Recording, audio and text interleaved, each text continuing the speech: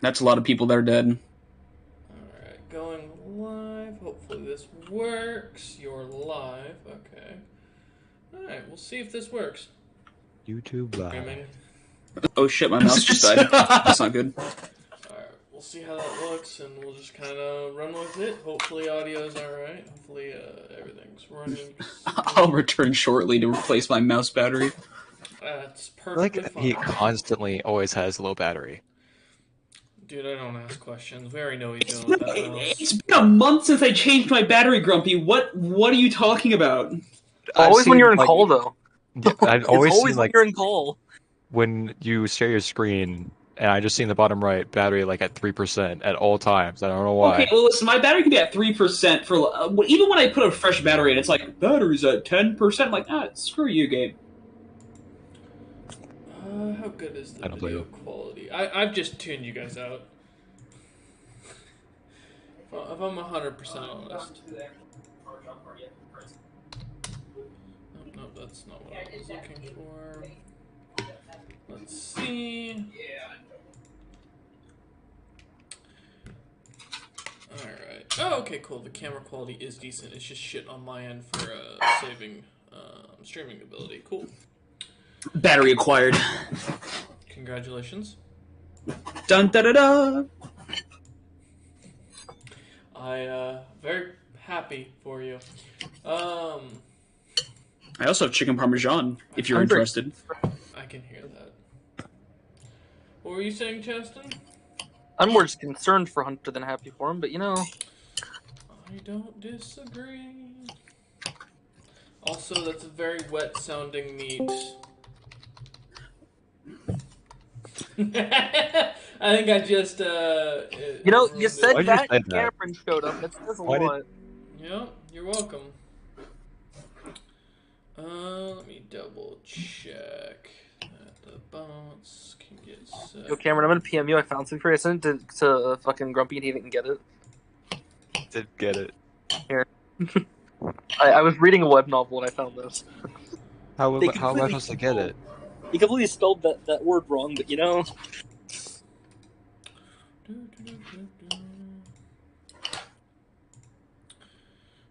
Okay, let me get my bots in there. Perfect. So the bots are in there.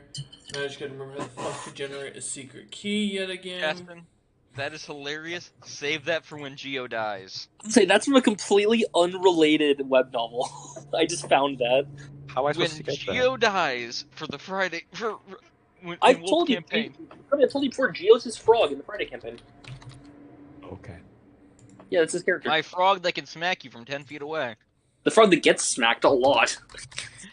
Poor He frog. did take a beating from a bear, but he Dude, did every take him game on. you get, every fight we Took- get, you get beaten. He took on that bear barehanded. Can we kill him? Can we do it now? He's going first. He's leading the way. You want to the one in the front? Yes. No.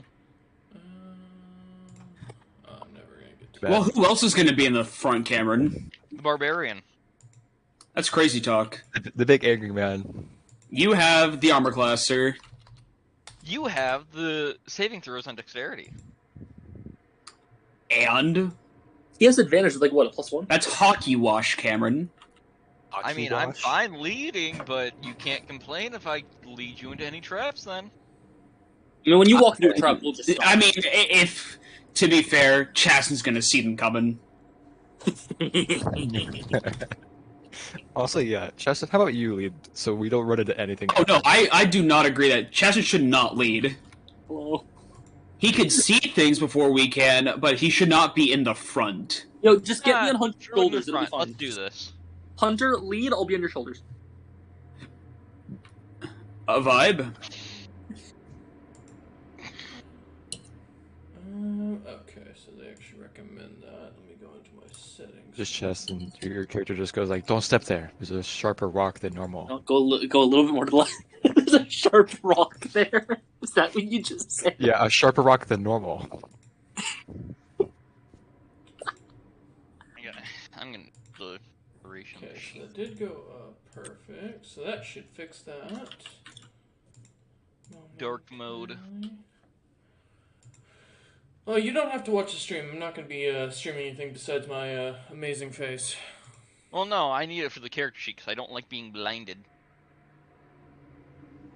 I think he's talking about D&D Beyond dark mode. Correct. Okay. I thought, It's you just know, the by correct me decision. saying, hey, you don't need to watch me on my stream. Why would I bother with that? I already am going to have it up in the background, just give you an extra view. I want you to remember something, Cameron. Yes. I make more money than you do. Alright. So anytime you want to try that pandering bullshit again to me like that, you know, just keep that in mind. Jesus. I mean, yes, but you're not YouTube famous. You're right. But please, show me your YouTube channel, Cameron. Let's see who uploads more regularly. Let's see who's got more viewers. Okay, on okay, that doesn't count. Uploading regularly let's see doesn't who's got matter more for one views. reason. Let's see who's got more subscribers. Let's see who actively streams or records on a more often basis. We can continue to go down the list. I'm going to go back to the original point. Regular uploading doesn't matter. That's his only defense. It's not the fact that I can work a day job and stream and record and still manage to keep a daily upload schedule. The rest of this, you're right. The rest of this, you're right. But regular uploads do not matter. That doesn't matter. When it comes to streaming, it does. You on everything. No, it does not. Oh, God. I don't know how streaming, what the best strategy is. I'm gonna smack it. Be consistent. No, right now, well, it We'll be depends on the consistent, website you're on. Cameron's probably quoting something from the Spiffing Brit and the bullshit Premiere algorithm thing they just introduced. No, Which I'm utilizing Technoblade's upload strategy of I have no idea what's happening or when it's happening, but it's gonna happen. Cameron, he was already famous by the point that shit became popular. Can I make a point? His upload schedule was hot No, trash. you can't. You haven't made a point yet. Give me a point that's valid here if you want to make this argument. Technoblade's upload schedule had always been. Okay, are you Technoblade? Hot garbage. No. Then it does not pertain to this conversation in the slightest for what we were referencing.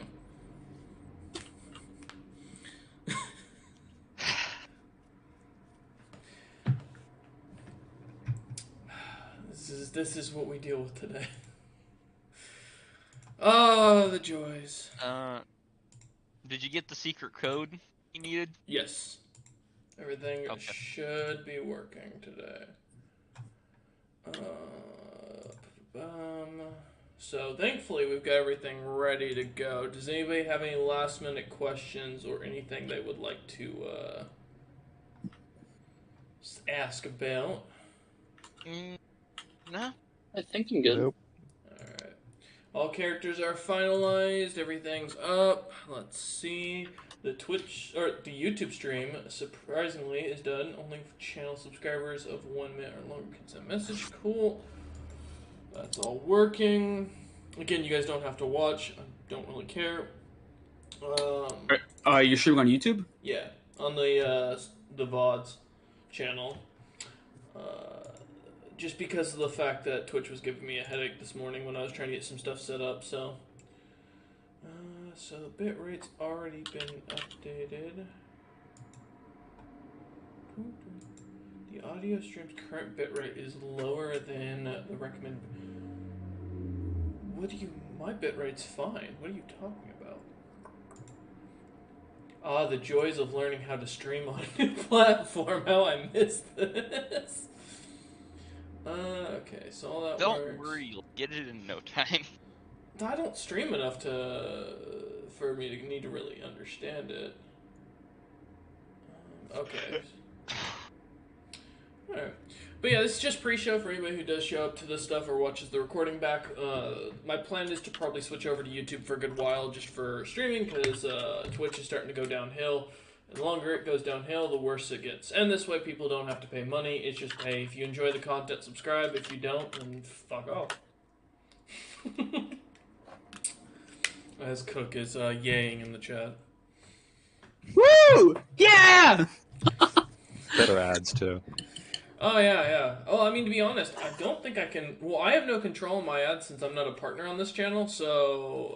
Well, unlike it's just mine... that most ads on YouTube can be possibly skipped. Oh, that's true. I Yeah. I can't will watch say, Way I better. didn't get an ad when I went to start watching the stream. Well, it works. fair. You might have just No, got lucky. I can't watch this video now, but I'm gonna put that meme chat for you for later. There we go. Don't worry, stream is up and I've muted it. So you know what? This is in fact the silent VOD. But yeah, no, apparently, yeah, no, it's nice being on YouTube, I think, in general, because of the fact that as the channel is not going to grow exceptionally anyways beyond this, there's no reason not to kind of push for this. Plus, I prefer YouTube content. I'm not part of that generation of Twitch watchers. I just don't get the interest in I never got Twitch into streams. watching Twitch either. Even people like I enjoy normally, I always watch all their VODs or highlights on YouTube so I can skip around. Like, I don't want to listen to the guy talk live. Mm-hmm. So, I don't know. Maybe that's just me, though. As far as that mentality these days for the millennials. I don't know. Grumpy, you're the closest thing we have to an actual Gen Z that was fully raised in the generation. What's the interest in watching Twitch over YouTube? I guess it's a bit more interactive. So it's because you get that friend They want, interaction. they want to be friends with the streamers.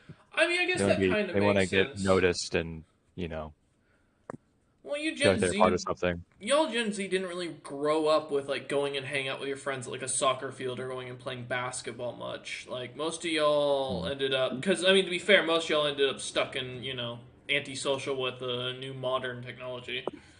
I'll say I mean, I played soccer a lot as a kid. Yeah, I played football with my friends. Did you like actively like call up your buddies after school to go play? Yeah. I didn't have access to a cell phone personally, Oh, but I always hung out with the neighborhood kids I outside. had neighborhood friends that we could hang out with. Say, And... Cook is the weird kid with no cell phone in high school. Okay, man, I listen. spent a lot of time just. I went in high school, but before that, no. Oh, okay. What was that, Cameron? I spent a lot of time fishing. In real life or in Minecraft? Real Stardew life, Valley. Okay. I was younger. Stardew Valley. Had to ask, Always want to make sure. I spent a lot of time. I did spend a lot of time outdoors when I was younger. I think it's just like, well, I think that especially the more modern Gen Zs have a harder time getting into that whole, like, generational, like, going out, doing things with your friends instead of just, like, texting each other and messaging and sending names and shit. Because, I mean, there's so much to do online Yeah. compared to, like, going outside and, like, hey, let's just kick Well, this rock around. Plus, gaming is mainstream now. As a person, like, going to high school, you don't feel weird talking about the fact that you play video games. When I was in high school, gaming was just starting to come to the forefront. Like, the guys talked about, but if you were chatting about it and some girls came over to hang out, which just sounds fucking sexist as shit, which it was. Nerd! But to be fair, back then we also still thought fag bashing was okay, so, different times. Plus I went to a very ghetto, and poor high school. But no, like, back in the day, yeah, you didn't talk about, like, gaming in front of, like, people that were actually, I guess, popular, if you will. So Cool kids. yeah, back in the day when that was still a thing, because we still like, in my It high still school kind of was we when I had- was in Kind of school. is. Well, I to know. give you an idea, Grump, in my high school, we actually had an area specifically where the athletes and like cooler, popular kids used to hang where out. the cliques would hang out. Yeah, so like that was a whole thing. I don't know. Personally, I'm still of the opinion of that the whole system was stupid. But back in the day, yeah, gaming and shit wasn't normal. Like being an online presence was not the norm.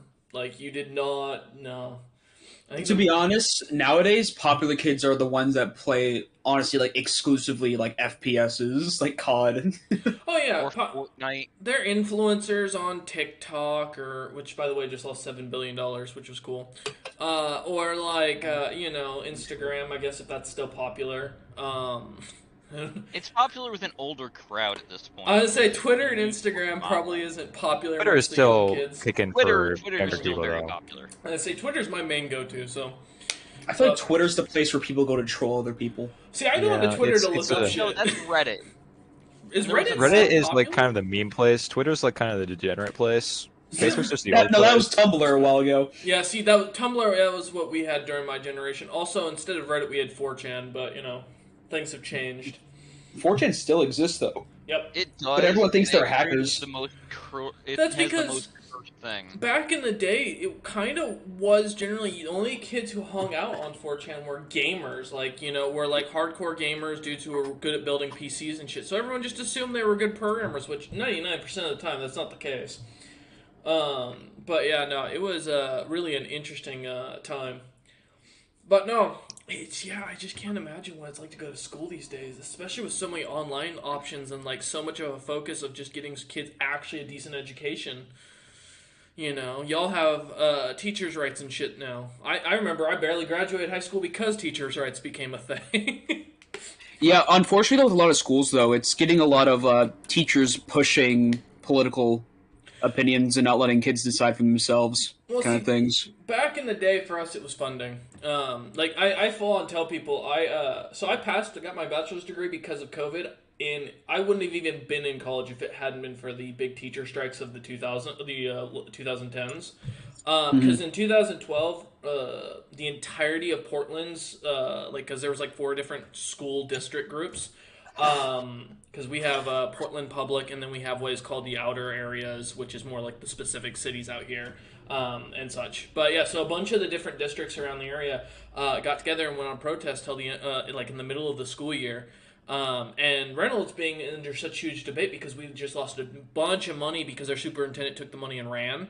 There was a huge thing. So because of the fact of them doing that, I didn't have to go to, I can't remember what class I was failing, but it was some really stupid class. Oh, it was an English class because my teacher hated the fact that I was hated junior RTC kids, so she was lowering, because this came out as a huge thing, she was lowering the grades of these kids because she was anti-government. So, and we had a test, and I was failing. I had a D plus in the class, just high enough to pass for my high school. And the teachers went on strike, and they decided to vote against settling on our last days of school when the finals would have started. And because of that, I auto-passed. Like, everyone automatically graduated that had high enough GPA at that point and the credits they needed. Man, but imagine you needed that to actually pass. Like, I gotta, 100%. I gotta. My buddy Ricardo had that happen to him. He lost 3 of his classes because he was banking on the finals to pass. Well, he had a kid in the middle of the school year, so he was like out taking care of it. It was his 3rd kid, to be fair, but you know, yeah, He was trying to be a good dad. Yeah, he was working full time, like, and trying to go back and forth from high school, and he was also doing community college classes online at the same time. Burrow was way overbooked, and yeah, he needed that final 3 of our classes. It was English, history, and I can't remember what the other class was. And he had to repeat his senior year. He was furious. But it was really easy to pass because of the fact that the teachers were still on strike next year, so you only needed to go for like a semester or a trimester or whatever it was set up to. Nice. At one point, it was fully legal that if the schoolhouse burnt down and no one got hurt, then everybody that was in school at that schoolhouse went on to the next grade automatically. Yeah, there's that. My favorite still to this day was the thing that they used to have, which was school, or if the teacher was more than 15 minutes late, the class was considered technically dismissed. They got rid of that law a while back, though, apparently. So No, but it's still made into a joke of, if the teacher is 10 minutes late, we are legally allowed to leave. That is a joke. It's a joke now. It used to be a thing, so... Oh, for colleges, most colleges still enforce that, too. My high school enforced that. Although, to be fair, that was because of the fact that we had a few teachers go missing. Anyways, so, you know, let's add a stream marker here. There you go. I'll edit it afterwards.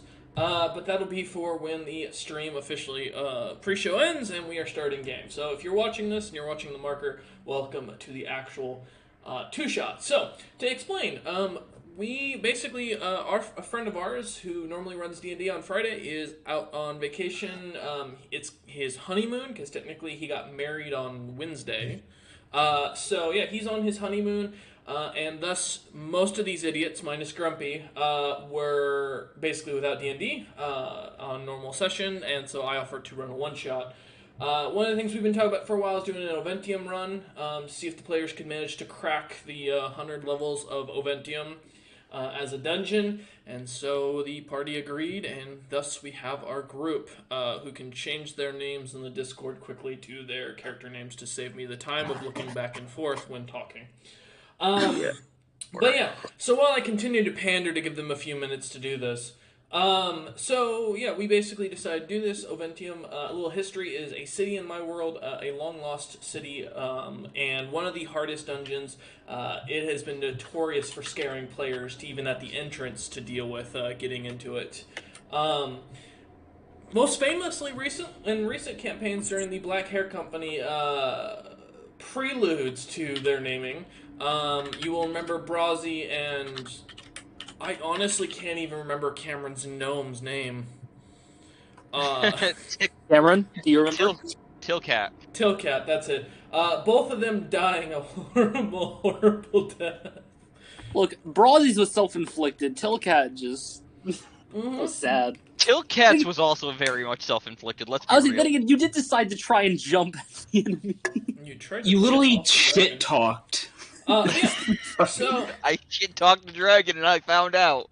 I fucked around and found out. Oventium has been a place that no player has wanted to go because every time they get to level 20 by that point, they don't want to lose their characters in the world. So not many players volunteer for this. So this time around, we decided to do a two-shot. So today and next week at the same time, we'll be starting a stream. Both of them will be based on the players trying to descend Oventium.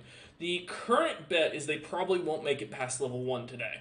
I can almost guarantee it. The reason why I'm guessing that... Huh? I agree.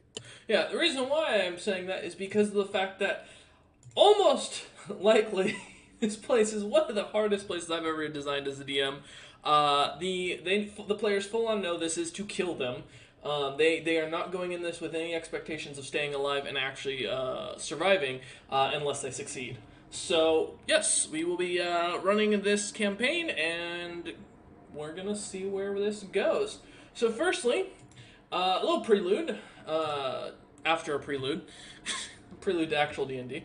Let's give you guys a quick second to introduce your characters as we go through to kind of introduce yourself, tell them a little bit about yourself, what you look like, your class, your race, and any extra details you feel like adding on that. I'll go down the list, top to bottom, so that way Cameron gets a second to think instead of being surprised by it. So, instead we're going to surprise Cook. Cook, please ad-lib for me here. All right. Well, my character's name is Johnny Paul Henry. Friends call him John. He is a beast-hide shifter barbarian and druid. When you look at him, he's essentially just a big guy who looks like a bear. Think werebear, and that's Johnny Paul Henry. You know, he's kind of an axe man, a stone man. He's a man. And he's traveling with two people. His mentor, Boris, who is a giant blue bear, and another member of the party who was traveling with beforehand, Cats. Okay. What class, and do you want to kind of describe what he looks like? Okay, yeah. Like I said, barbarian druid. And so John is about 8 feet tall. Looks like a bear, literally, not like, you know, the big gay guy kind of bear, but like an actual bear, if I hadn't made that clear enough. He does have, like, long hair, like for whenever he's in his human form. And he actually has, like, a thick mustache on the front of his, like, snout. It's interesting. To specify why Cook had to make that very clear distinction between gay bear and his character looking like a bear, because we've been giving him shit all week for how he described his character initially.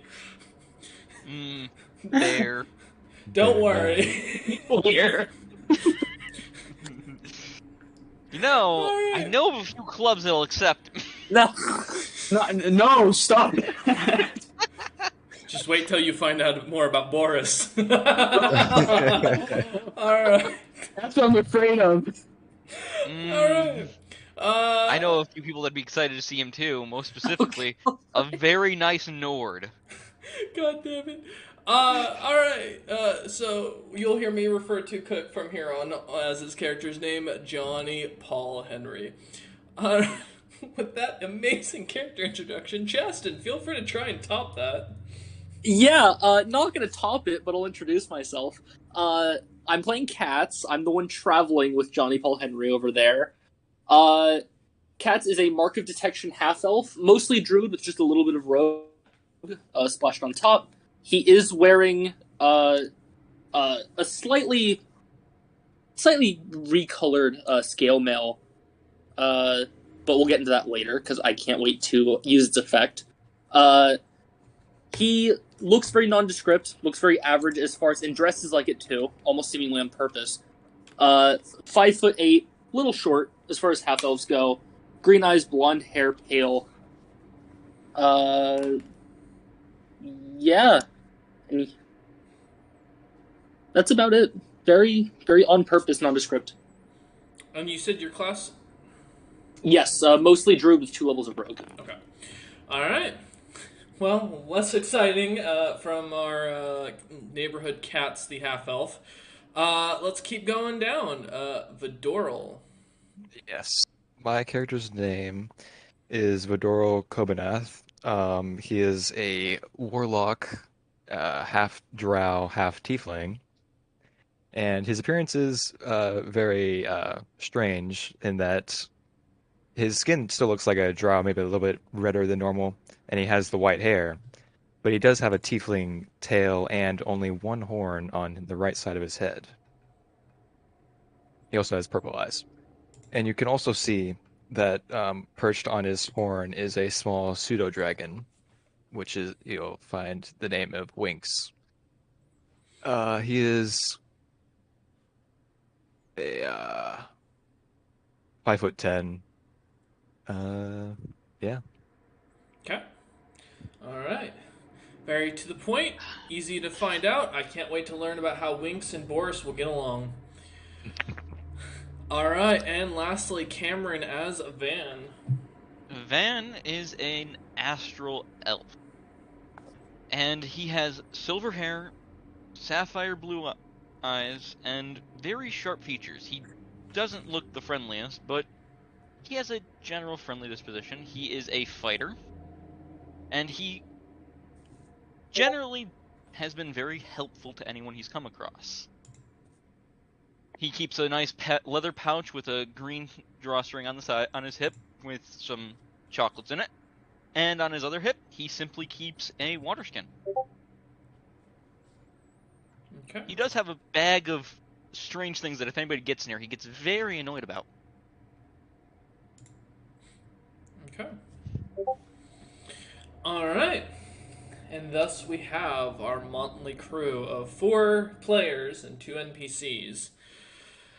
A little bit of background on the city of Oventium, a city, like I said, that was founded long before what anybody seems to know. City that is located in the far northern lands of the Dwarven territories, famously known as the Vidan territories. To describe what's gone on recently, as this party ventures toward, and to give you kind of all of a setup, we start the year with having just heard of King Thromgolin's unfortunate passing, with the supposed rising of King Ogain to power. He has decided to sponsor any group of adventurers that seemed capable enough to manage to conquer Oventium. The offering he pledged was that any man, woman, or child that could manage to get to the final floor of Oventium and reclaim the ancient crown of his people and bring it to him, he would reward them with anything that they could ask. And when he described anything, his description, or he held up a strange ring with 3 different crystals still glowing. It would be later found out that this was the last ring that contained the only wish spells still available in the world. And thus, this party comes together with a mission in mind. With the Vidan Empire currently in the middle of a potential civil war as the two other princes begin to formulate their plans and lines begin to be drawn. We come to the group.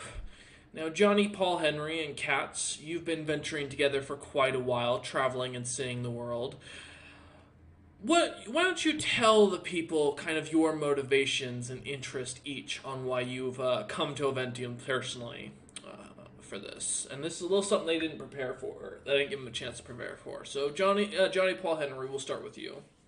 So actually, I think I did put a little bit of that in my backstory, but so essentially, Johnny Paul Henry was from the Isle of Man, which, as maybe not all of you know, viewers, but the Isle of Man has essentially been all but wiped out. And Johnny Paul Jones, knowing that, sorry, Johnny Paul Henry, knows that the bottom of Oventium contains an untold amount of magical items that do an unknown amount of things, is going to try to get down there in hopes of being able to free and restore his homeland. Okay. And what about you, Katz? Well, part of the reason Katz is going is just to help Johnny Paul. He does feel bad about what happened, although he wasn't involved. Which I feel like in your world, I have to specify sometimes. No, that's I have to specify I'm not involved. He is more going down here for the spread rumor of the hidden knowledge of the world that's at the bottom, along with any unique treasure that's down there. That's more just inquisitive than anything, because no one's gone very far. Okay. Vidoro, how about yourself? Kind of similar to what Cass was saying about discovering lost knowledge, and also he saw the opportunity of being able to explore it himself and see what kind of dangers and monsters that could be awaiting there. Okay. And Van, what about yourself? 2 reasons. One, this is a job. The ring will be useful for me later, and in all honesty, the goodies at the bottom of the dungeon will be just as useful.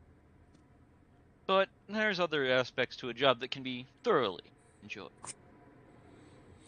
He's a battle junkie. I feel like I need to add that Johnny Paul Henry wears an iron pot on his head. I think I need to clarify that. It literally holds no use whatsoever, but it is. Don't worry, guys. At the end of the series, before the end of the day, I'll have them all upload their Hero Forge characters that I know most of them did.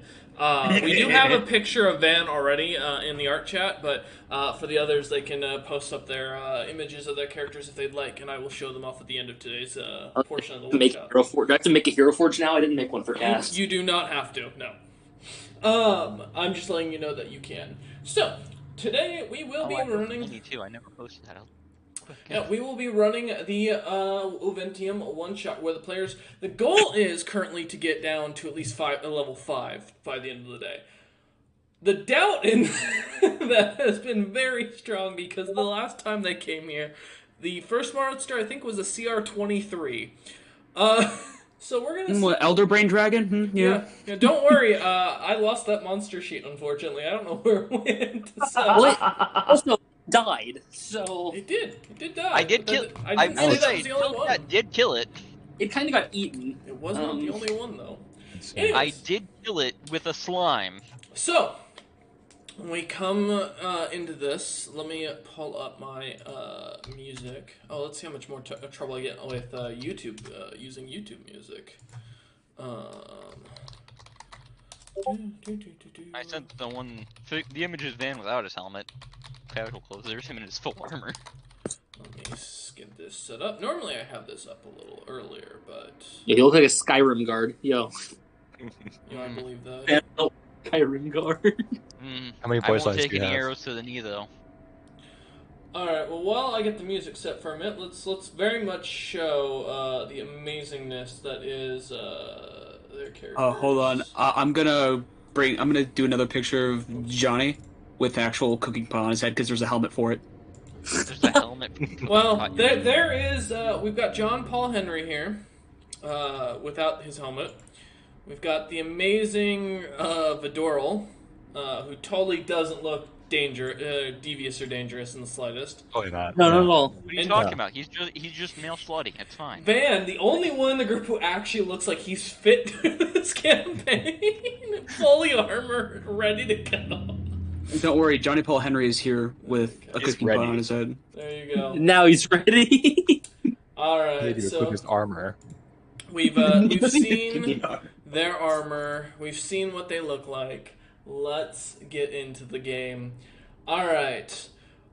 We begin with, as you enter into the city of Oventium, you all have spent days traveling through the underground dwarven tunnels, many that have been collapsed, and those few main roads that seem to have been set up and still guarded. The dwarven guards seem somewhat hesitant to talk to outsiders. You seem to feel like you're being watched everywhere you go, which is very unusual for these lands, as the Vidan are known for being very polite and kind and open to most traders or adventurers, especially with having something like Oventium set up. At one time, even rumor had it that there was a group or a business that was specifically open just to work with adventurers heading into Oventium. However, times have changed. And as you come through the city, or as you continue to march your way through the cities, you finally come to the small town outside of Oventium. Here you see the giant doors that are set up, that have been barricaded, and has a full army, a full battalion of dwarves, fully armed with magic weapons and armor, always at the ready and on the alert as they stare down the doorway that doesn't seem to quite close. You've heard rumor in the tavern that at one point a dragon by the name of Snicknesh had managed to roost his way into a couple of the lower floors and managed to tear through many of the monsters that had ruled over the higher floors. However, as time has passed on, unfortunately, it seems that that is no longer the case, as more and more monsters seem to gather. It's strange, almost as if Oventium is the place where monsters go to prove themselves. Those that are the strongest remain as running entire levels, while those who are weaker either become subordinates or food. You'd have to be crazy, as most soldiers seem to comment towards the concept, to want to go and adventure inside a city so cursed. But with that, you lot begin setting out. 3 other adventuring parties have set up ahead of you, and none have seemed to manage to return. Supposedly, one of the dwarven members of the battalion have mentioned that they saw a couple of their bodies outside, just stacked up. All of their items gone, nothing but just a body left there in the nude. But as you lot digress and start heading down, you've been kind of assigned to each other roughly after one of the after the local guildmaster kind of mentioned bringing groups and mentioned that you lot would be a good complement to each other. While you didn't arrive together, you do leave together, not knowing much more than each other's names and having shared a single meal. As you head, I'm gonna offer everybody a piece of chocolate on my bag during that meal too. No, I'm good. No, I'm good. I'll eat some chocolate. Okay, it's normal chocolate. Tastes like chocolate. I don't trust. I don't trust you. I don't trust the chocolate. all right, I Vendoral, trust the chocolate. Vendoral, as you go to take the chocolate from him, it seems to be wrapped in this like almost like sparkly like wrapping. That seems to be of a strange material you're not familiar with, but as you pull it to either side, it opens up and a little ball of chocolate plops out. You can definitely tell it's filled with something, maybe caramel from the smell of it. It seems trustworthy. I'll eat it. Okay. As you eat it, nothing happens. I mean, it's a caramel chocolate. It's a little sweeter than you were expecting. Most chocolate, you're more familiar with, is a tad bit more bitter. But it's quite delightful. I'll eat one myself and just look at the other two and, what, you think I'm gonna poison chocolate? Waste Just good not- chocolate. Just not a chocolate person. Alright. Hey, that's how some people are. As you lot head out, though, after having your long rest in the night, come daybreak, or what passes for daybreak in the Vidan lands, you lot head out. As you go up to the doors of Oventium, you see that the piles of corpses, bodies mangled, ripped apart in some cases, just laying there. what looks to have been at one point a heavy object seems to have at one point imprinted itself almost like a wall or a large line across the entirety of a section of the long roadway. However, it looks to have been either mined out or dissipated since. But as you start going through, you come to the doors, these two giant purple stone doors with what looks to be 3 slots to either side. One slot on the left door seems to glow slightly green, and the door slowly opens and opens up to a giant corridor that, from what you can see, goes on for quite a while. You'd guess probably around at least 400 or 500 feet. What about the other 2 doors? Or 2 seals, what you said? The 5 other embosses, I'll call them, of where it looks like something could be sat into, seem to... one sec, I'm just checking something. Oh, okay. Wolf just messaged me. Yeah, so the other 5 don't seem to glow in the slightest.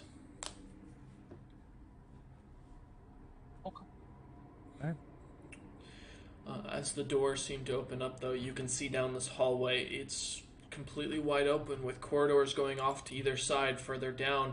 You can see the stairway as you walk into the bottom of the room. It comes down from about roughly about 10 feet down and comes into a small room with another couple of doors. These new doors in front of you seem to have like designs of old dwarven kings. Not really describable in any way. No texture, just simple faces with crowns drawn on them and long flowing beards carved into the marble doors. To either side stand statues with what looks to have once been... This probably is some sort of sword held in their hands to guard these doors, but have long rotted away or rusted away. What would you like to do? Fedora will quickly say, give me a moment, friends, and we'll spend a minute casting Foresight on himself. Okay. And we'll just prep his sword and shield, which his shield does have a bit of decoration. It has the face of a silver dragon on it. That's about it. Okay. I guess, I believe I'll go ahead and do my, my racial ability shifting. Okay. Would you like to describe that real quick? Because I don't know what that is off the top of my head. I assume a more bestial appearance. I become more bear than I already am. The hair grows longer. Hold on, I won't do that now. I won't, because it only lasts a minute. I'm gonna have to do that in combat. For future reference, the shifter, they look like half animal, half man. They go more animal when they go for the temporary full shifter form. Gotcha. Depending on which of the 4 shifters there, which hunter is the bear shifter. Yeah, Mm-hmm. Gotcha. Okay. And Vidoral, you said you are you're casting Foresight on yourself? Yes. Okay. Let me double check something real quick.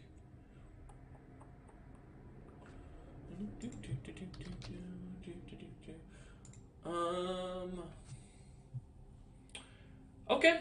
So okay.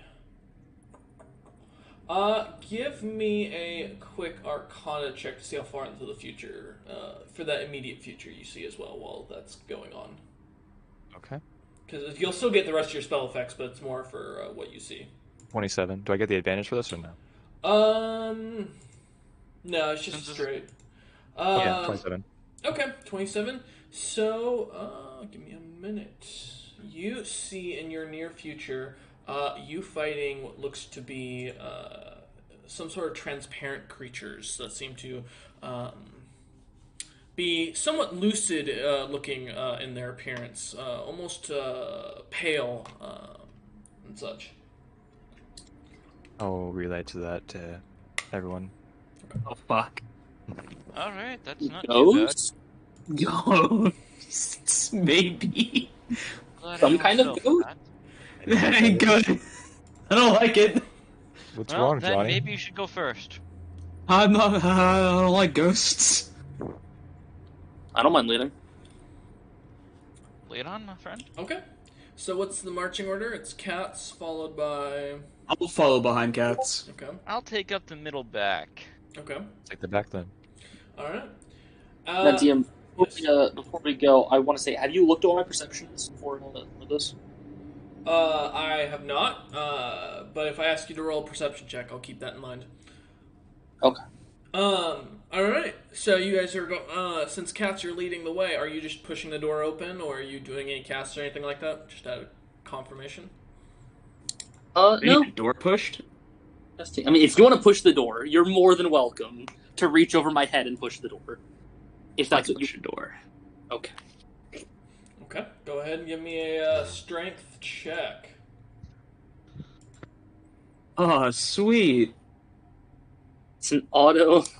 Well, it would be a 17, but because of that class ability, it's just a 29. Yeah, the door is pretty light. You feel it move. I mean, the rest of you hear the grinding of it on the stone on stone contact as it's like opening roughly. But as the two doors open, I need an immediate intelligence saving throw from Johnny.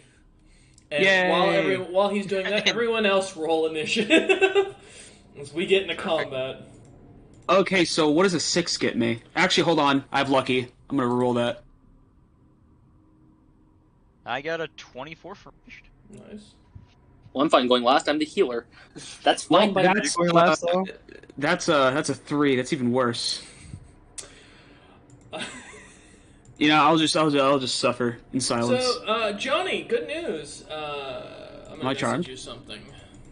Okay.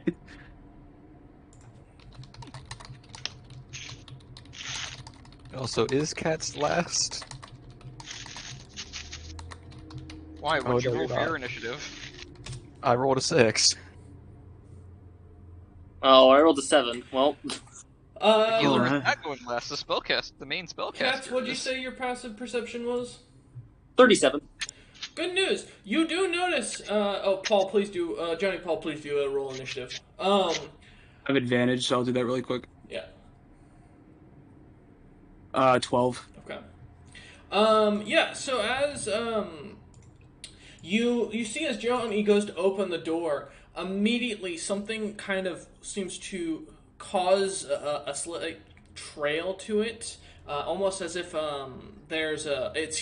like you're seeing humid kind of bouncing off of metal, or the humidity near metal, and you watch as Johnny just kind of stiffens up for a minute and then relaxes out of nowhere at the very beginning of combat. But Has he been feeble-minded?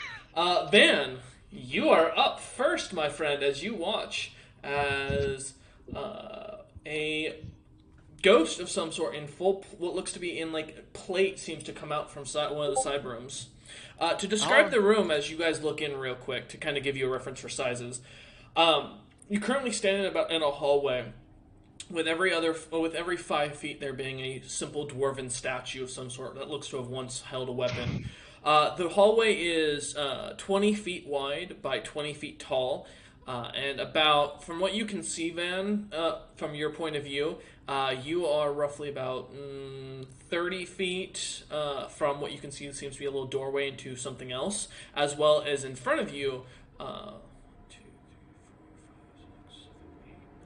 about roughly 100 feet in front of you, you can see a couple of large doors that seem to go further in. The hallway seems to be kind of capped off. The ghost you see is about 5 feet in front of you as it seems to come out of the statue and just stand at you. I'm guessing it's hostile. Until It is bearing a weapon, and it looks like it's coming towards you guys to attack. Perfect. It's within 5 feet of me. This is great news for me. I'm not moving. I'm gonna need a dex saving throw from this ghosty. Is this for like petrification, paralysis, grapple? Nope. Or Sacred strain? Flame. Oh, okay. Well, that's an Astral 11. Fire. That fails. Wait, why is it the wrong? So it's gonna take 23 radiant damage right off the bat. Oh. All right. There we go. All right, that's saved. Okay, he's 23 radiant. Yep. You can't. Okay, that's not great. Alright. Not moving, so let's get another one going. Wow. Okay, well, that's a nat 1. That's another 19, and thanks to War Magic, I'm going to be taking a weapon attack on him too, Okay, as a bonus action. That's a 23 to hit, that hits. and that is another 11 magical slashing damage. Alright. As you watch as Van just charges in front of all of you, casting in one hand, fire flowing from his hands. I do enveloping have the a ghost. question. Yes. Does he have to pass right next to me to get through? No. This ghost So can pass through walls. But But it is within 5 feet of you, yes, as well. I was wondering if Cameron's character ran by me, No. and This is straight at the door entrance. Okay. Because the ghost basically charged forward while you guys were opening this door.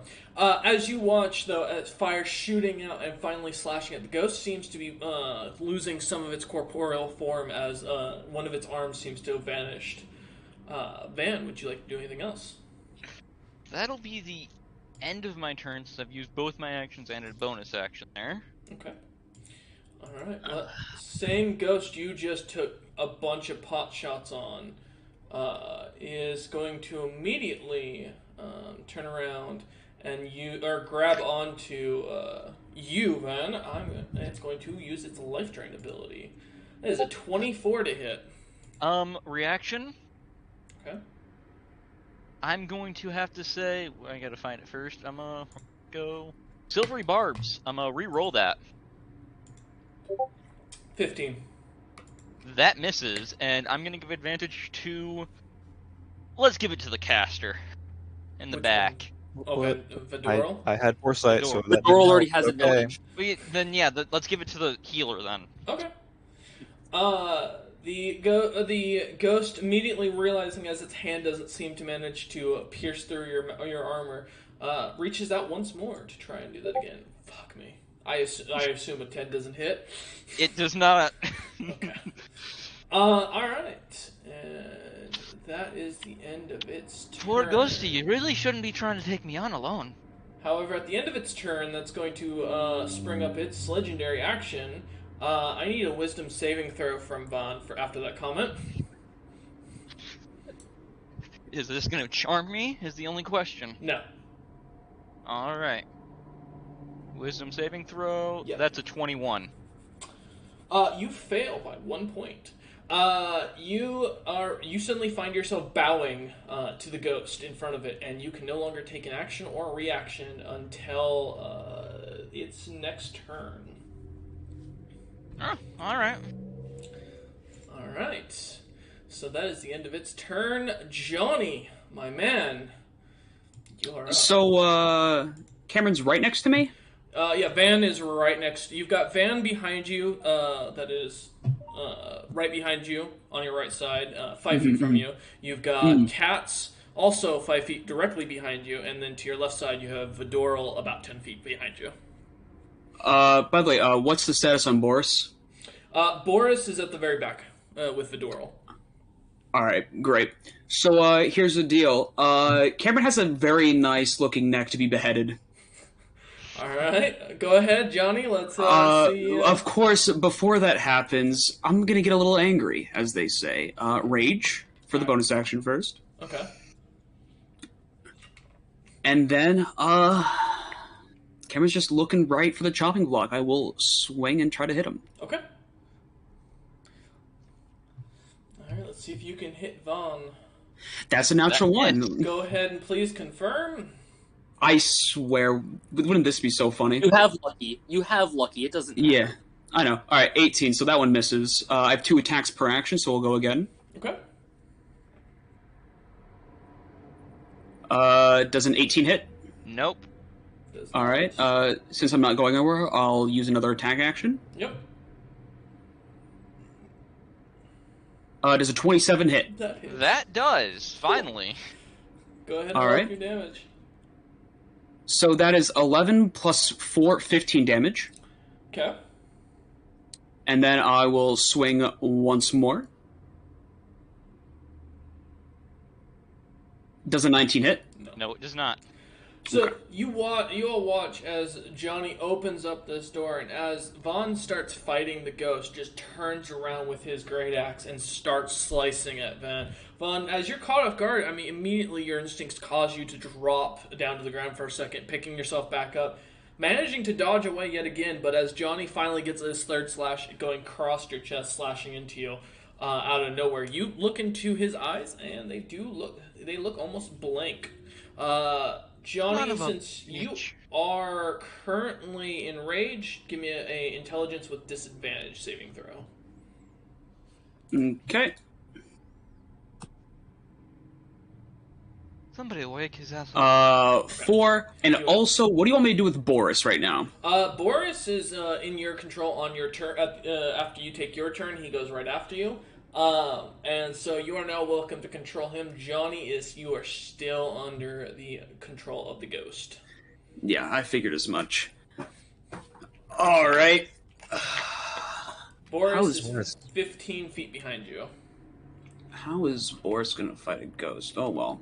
Looks like Boris is gonna have to smack some sense into a student. Okay. I mean, I can spec some sense to you. I already have a way to do that. I'm just waiting. Well, also, I don't know how a bear is gonna hit a ghost, so that's also where I'm kind of at. Boris is the best of tanks. Oh, Boris is Boris the best totally player. is. It's just unfortunately Boris is not magical. You didn't think to give him mithril claws. No, that kind of escaped my mind as, you know, a person who doesn't always have a lot of cash on me. All right. Or, get his paws literally dunked in silver. That sounds like a terrible. Alright, Yeah, I'll have Boris go up to Johnny Paul Henry Okay. and do the multi-attack action. All right. He'll have advantage because Johnny is now considered flanked because of Van, and now that he's recognized as hostile. Okay. So let's see. It's a bite and a claw. Yep. Okay.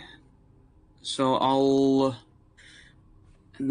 so for the bite, 17 plus 7, that's gonna hit. And for damage, that is a D8 plus 5 piercing. Mhm.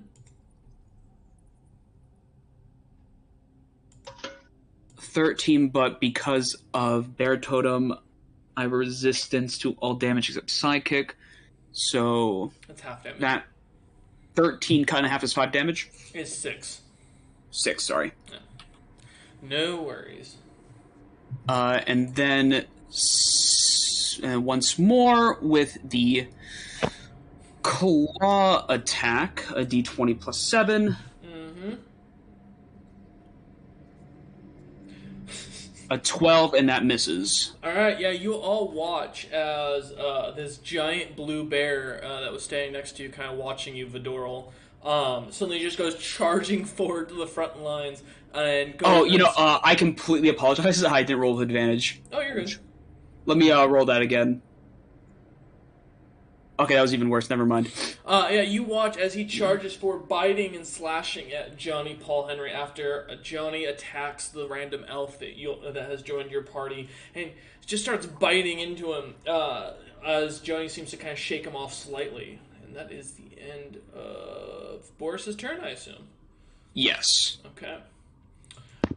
Before Kotz, the other ghost is going to use his legendary action to cast. I'm just saying what the distance is on it. Yeah. I need a wisdom saving throw from Vidoral.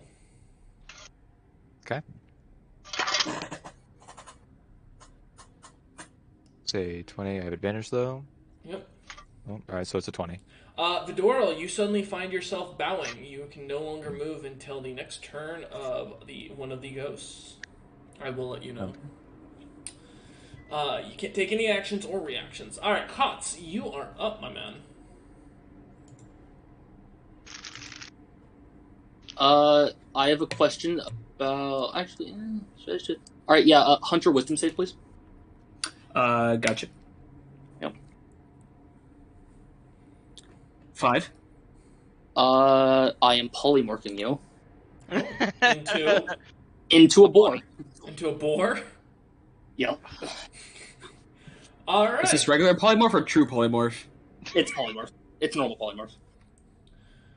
Which means, thankfully, give me a minute. I'll pull up your stats. So here is your new stat sheet. You can open that up until polymorph spell is over. I had to make you less dangerous. Should A have bit been of a turtle. downgrade. You For could have made CR. him into a sheep. Could've made him No, a I giant did boar. a boar. I did a boar because DM's done a thing we got playing for where he just ran into a wall until he killed himself to turn back form. So I gave him a little more health. So he's gonna be stuck like that a little longer. Alright. So yeah, Cuts, as you cast off Polymorph, you see as Johnny turns into a boar. As he turns into a boar, the ghost, or a strange ghost seems to kind of float outside of Johnny. Johnny, you are no longer under the control of the said ghost. You can no longer be possessed for 24 hours. The fun thing is after it falls out, I can just cancel polymorph. So True. he can just get back up now, immune to possession. All So right. that's- As you cancel the spell as your secondary action without moving, John Paul Henry, yeah, you turn back into your bear form and you find yourself with blood on your axe and kind of staring at your compatriots, and you can see a big gash on Van's chest. I'm just gonna Slow pat middle myself finger down. raised up. I'm gonna just pat myself and be like, "Whew. Why are you move. middle fingering at me? You know what happened." Still, also, dick I have move. Bonus action thing. How hurt is Van? How much health are you missing? Not much. Yeah, but just how much? Out of I lost only 15, so I'm fine Okay, you're fine for now. for now, at least. Okay. Anything else, Cuts, you'd like to do? Or that you can do? I don't think I have a bonus action to get rid of the bowing thing, so I don't think so. Okay. Alright. If only we had a certain rogue here, you could turn me into a duck and I could hide behind the ghost, make it very violent. That would not help in this situation, I'm gonna be honest. Interesting. Huh. No. He's, but it'd be entertaining. he's referencing a character from Friday campaign. Oh, okay. Gotcha. Yeah. That makes sense. Alright. Well, we go on to the next Goost. Thankfully, these ones don't have possession. And it immediately is going to cast Thunder Wave. I need all of you to make a con saving throw. Oh boy. Good thing I'm not good at these. I'm Yeah, supposed to be good at those. That's a 13. The 10. Ouch. I only have a +2. 16. 23. Okay, so Vaughn is... Oh, don't forget Boris. Yes. And the pseudo dragon. Pseudo Dragon's Yes, a I'll- familiar. You can choose to run it or not. Boris is his own Okay. entity. It's a 20 plus. So 20 plus 3. 15. Yeah. What is his thing? Is it, Not very is it high con for a save? pseudo dragon. Yeah, yep, it's a con save. It's a +1. It sounds about right. Con save. He has advantage because of the spell. It's fine by me. He's gonna need I it. hope. Wow. 10. So Vaughn, you're the only one who passed. So that's gonna be, give me a minute, 68 worth of thunder damage. Oops, wrong dice. It's 6d8, not 8d6. Alright. That is a total of 27 points of thunder damage. Okay, so half that for Johnny because 13. his totem. Okay, 13. Yeah. 13 for me as well. Winks is down. He's gone. The pseudo Dragon, dragon pseudo immediately dragon just went kind of... poof. The pseudo dragon just kind of falls off of Fedoral's shoulder and just poofs out of existence. Alright, 27 damage to Boris. He doesn't like that. Oh, man. Alright. Oh jeez. And that is the end of that ghost's turn. Vidoral, you are still considered in your thing until the end of the ghost after you. Mhm. And up next, as you see, as a dragon seems to come kind of walking into the hallway, shoving the two doors open for a moment. But yet, at the same time, you don't feel any air come from the doors, and you don't see anything come on the other side. Just blankness after as the dragon comes through. It roars extremely loudly, and you all can see pretty clearly. It's pretty translucent. Ghost dragon. It is the ghost dragon of the dead mind flare dragon. As you look on, as you can see, the color. My creation. Fuck you, Cameron. Shut up. Tilcat. Don't be proud of that. Oh, I am very proud of that. Fuck you for not wanting me to be. And That's it fucking immediately breathes out its its breath weapon. I need all of you to make another con saving throw. Including all the ghosts who are about to die. Hey, Horrible. nice. Alright. Holy shit, this is bad.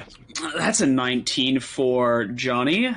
Wait, no, 17. it got stuck on the corner right Oh, next to it. that's a 14. Ouch. That's depressing. Oh no. And that's a 20 for Boris. So none of you Actually, succeed. fuck this. I'm gonna pop a lucky real quick. Oh, okay. Try and get a little better.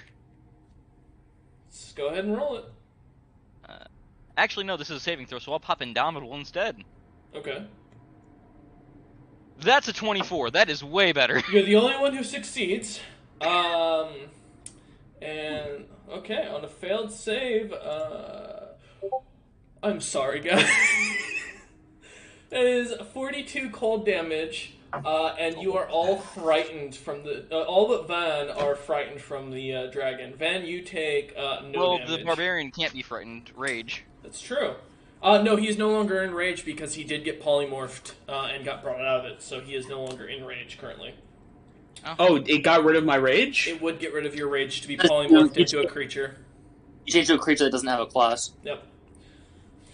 So Damn. yeah, you are no longer immune to it. Yeah. So everyone but Van takes 42 points of cold damage, and you are frightened of the dragon for the rest of its or for the next minute, which is six rounds turns. of combat. 6 rounds, yeah. So none but Van can attack the dragon. All How'd the right. ghost fare? That is what I'm going to roll now because they all need to. I'm making me up a burger during all this, because this is good. That is a fail. I'm on glad that one. Cameron's happy his party's dying. I'm glad. That one fails. Can they succeed? They cannot. I just realized. Thank you for pointing that. Neither can that I was one. gonna say they have a +1. So that is a 42 points of damage to each of them. And they're scared of the dragon. Uh-huh. And you watch as the ghost that originally was in Johnny Paul Henry here dissipate in the thin air. Oh. As it tries to kind of shield itself behind Johnny, it seems to take more of the blow and seems to evaporate almost completely. That is the end of that dragon's turn, so you do not have to worry about that. Unfortunately, it will take 6 turns to recharge that. Unfortunately, that sounds like it's a great trade-off. I'm very sad. Okay, so at the end of it, that is the end of its turn. Vidoral, you can't do anything. You can take a bonus action, you just can't take any No, actions. he or can't take an reactions. action, reaction, he can't move. That's the whole thing. It's a forced obedience causes you to be forced to bow. Ah, fuck.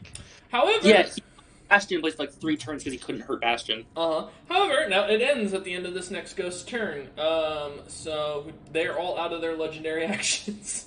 That was the Yay. end of it.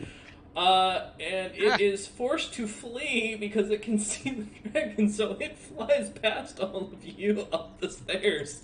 And when as that you was- watch, as it goes to touch the door, it dissipates immediately and dies. Oh. That is the end The of door its that we turn. came from? Yep. Okay, good to know. So back to the top of the roster, the initiative. Van, you are up. And I can't do anything because I'm being forced to bow as well. I'm Yeah. Or was pretty that the one? sure that one's gone. Oh wait, did that No, ghost that finally go one- away? Am I good? Is still alive. Oh, it is? Yes. Nope, I'm still But being did its forced turn to bow. already pass, or Nope. no? Nope, it goes No, up because it next. goes right after me. Yep. Goes right So I next. can't do anything other than flip off the ghost. Yep. Sure, that will get you.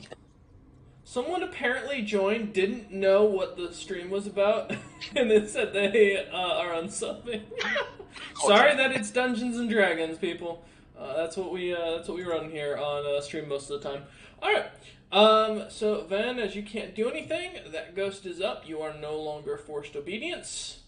But it is going to try and grab Johnny and try to use its life drain ability. I assume a 16 does not hit. You know, it doesn't. It's fair. It is going to try one more time. That's a 20. That one does in fact hit. Nice. You take 17 points of necrotic damage as you feel your life being drained from you.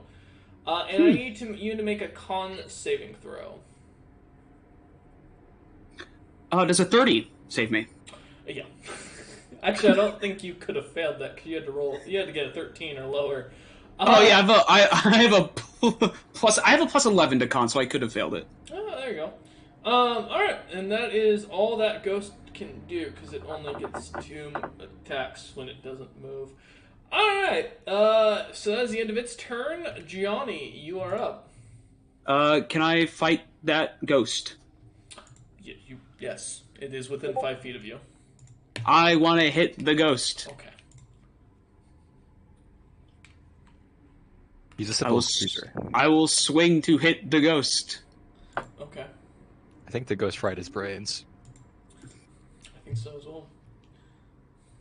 Does a 19 hit the ghost? And the 19 hits the ghost, surprisingly.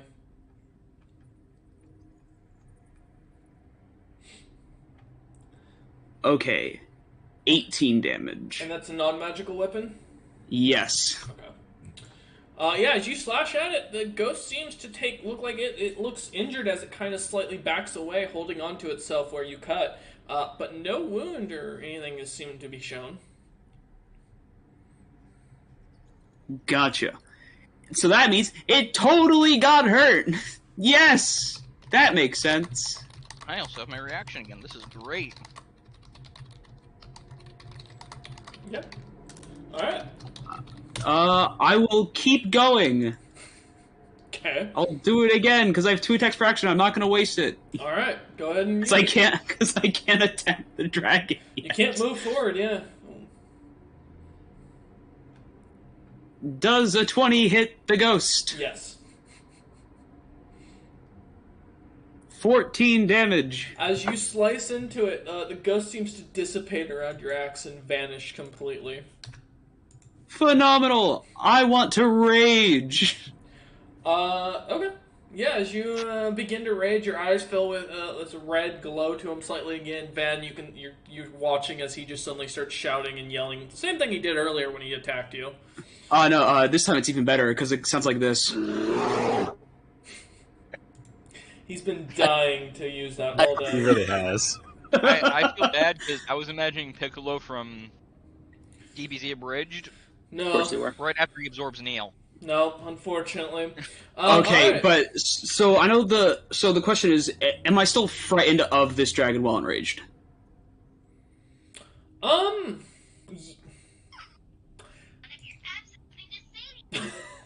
You know,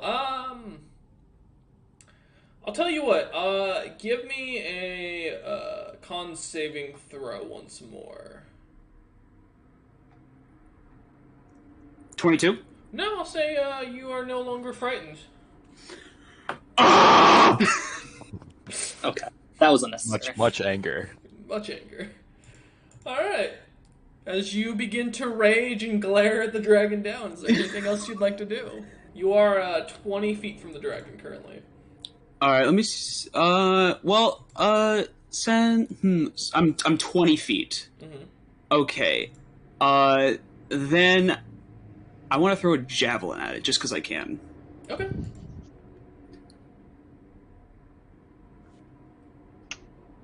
Does a 31 hit? It does. Is this a non-magical javelin? Yes, it is a non-magic. I don't have any magic weapons, just to clarify. Okay, I'll make sure. Alright. How much damage am I doing?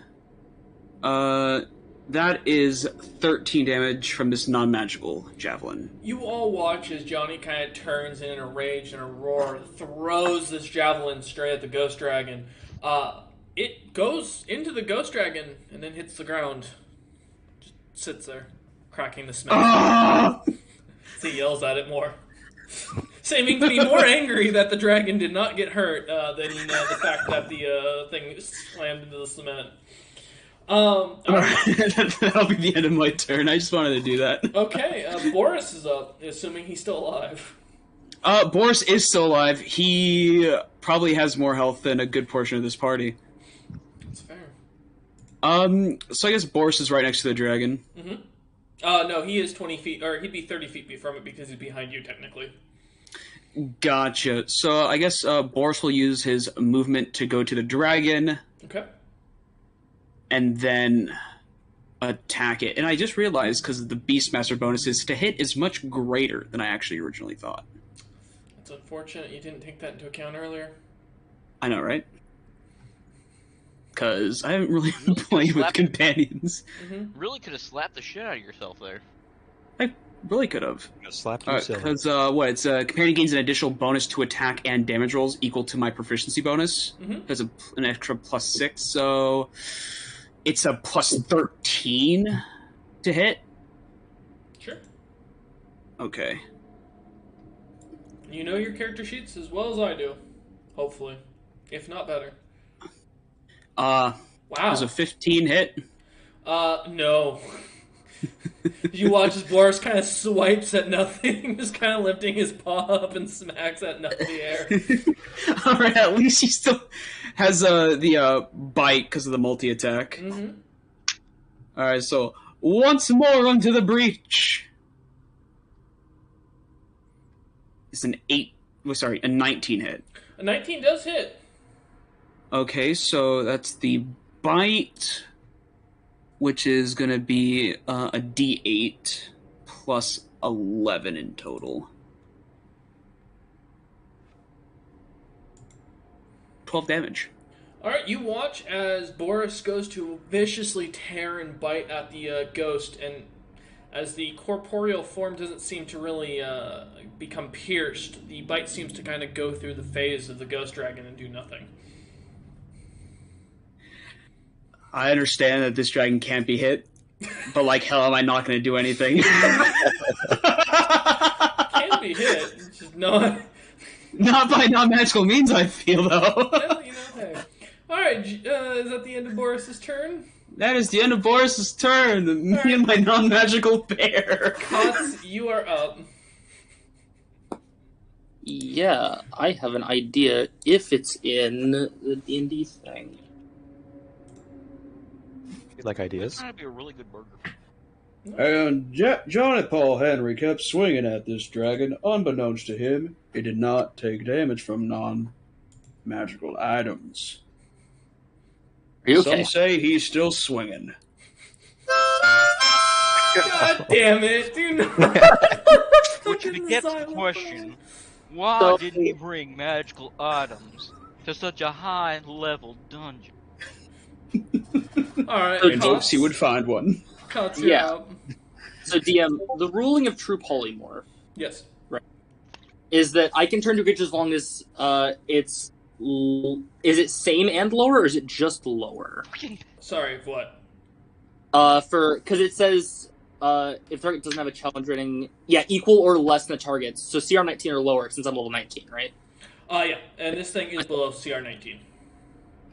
I want to change myself, not the other creature. Oh, okay. Because this is official. It's from Fizbint. I would like to turn into an ancient deep dragon, which is a CR 18. Okay. I will warn you, you're going to, by the size of the room, you will automatically be crushing your entire party. They will be taking damage. That's fair. How big is an adult dragon? I'm going to be big for this honest, room. anything larger than a wormling is probably going to you're going to end up on top of most of your teammates in this small hallway. The hallway itself is 20 feet wide and 20 feet tall. An ancient deep dragon is Actually, far you know larger. what? You said that creature's slower than CR 19? Yes. How big is it? It is, from what you can gather by taking a look at it, 40 feet long and probably 15 feet wide. Can I turn into it? Again, you would most likely be crushing your teammates. What are you talking about? It's a ghost. I also just saw it's an incorporeal ghost that everybody's Mhm. going through. Mm-hmm. Just, they will be inside you. I'm letting you know this. This is my way of trying to tell you before the memes come out of it. They will be inside you if you turn into this. Well, dragon. Chesson, you'll have 2 bears inside you. If anyone's willing to have these jokes about them, it's me. I got this. Let's do it. You'll have 2 bears and basically what is an infernal and a hell. 2 bears and Taking 2 on all- twinks. It's Taking fine. on all the spectrum. It's fine. You said you cast True Polymorph though. Actually, what's the difference between true and normal? I don't think true just can become permanent and polymorph doesn't, right? True Polymorph is is much lower, and yes, True Polymorph is permanent. But I think normal polymorph is the same rules as CR, so I can just normal polymorph it. Okay. Yeah, if you are... I'd rather go back to being a druid eventually, yeah. Not say a ghost dragon. Okay. Although it is pretty cool, I'll keep it in my repertoire. That'll be for later. Alright, so you're gonna just polymorph into it? Yep. What level are you casting polymorph at? I don't think you can upcast polymorph. You cannot. That's why I'm asking you what Yeah, level the spell is. It's fourth. It's a 4th level spell. Okay, let me pull up something, make sure if this thing... Okay, it does not actually have counterspell. This dragon has got a different school of magic that it knows. I was thinking that's what you were thinking about. That's Alright, why I have counterspell. so you're going to polymorph into this thing. Okay. Yeah. You will be butting heads, and you are still frightened of the creature, just as a heads up. That's fun. Okay, so you will stop to move away from it.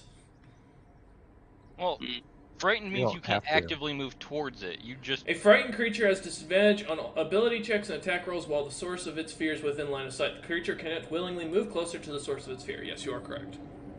It doesn't have to move. So you will have disadvantage on ability checks and attack rolls against it still. but nothing.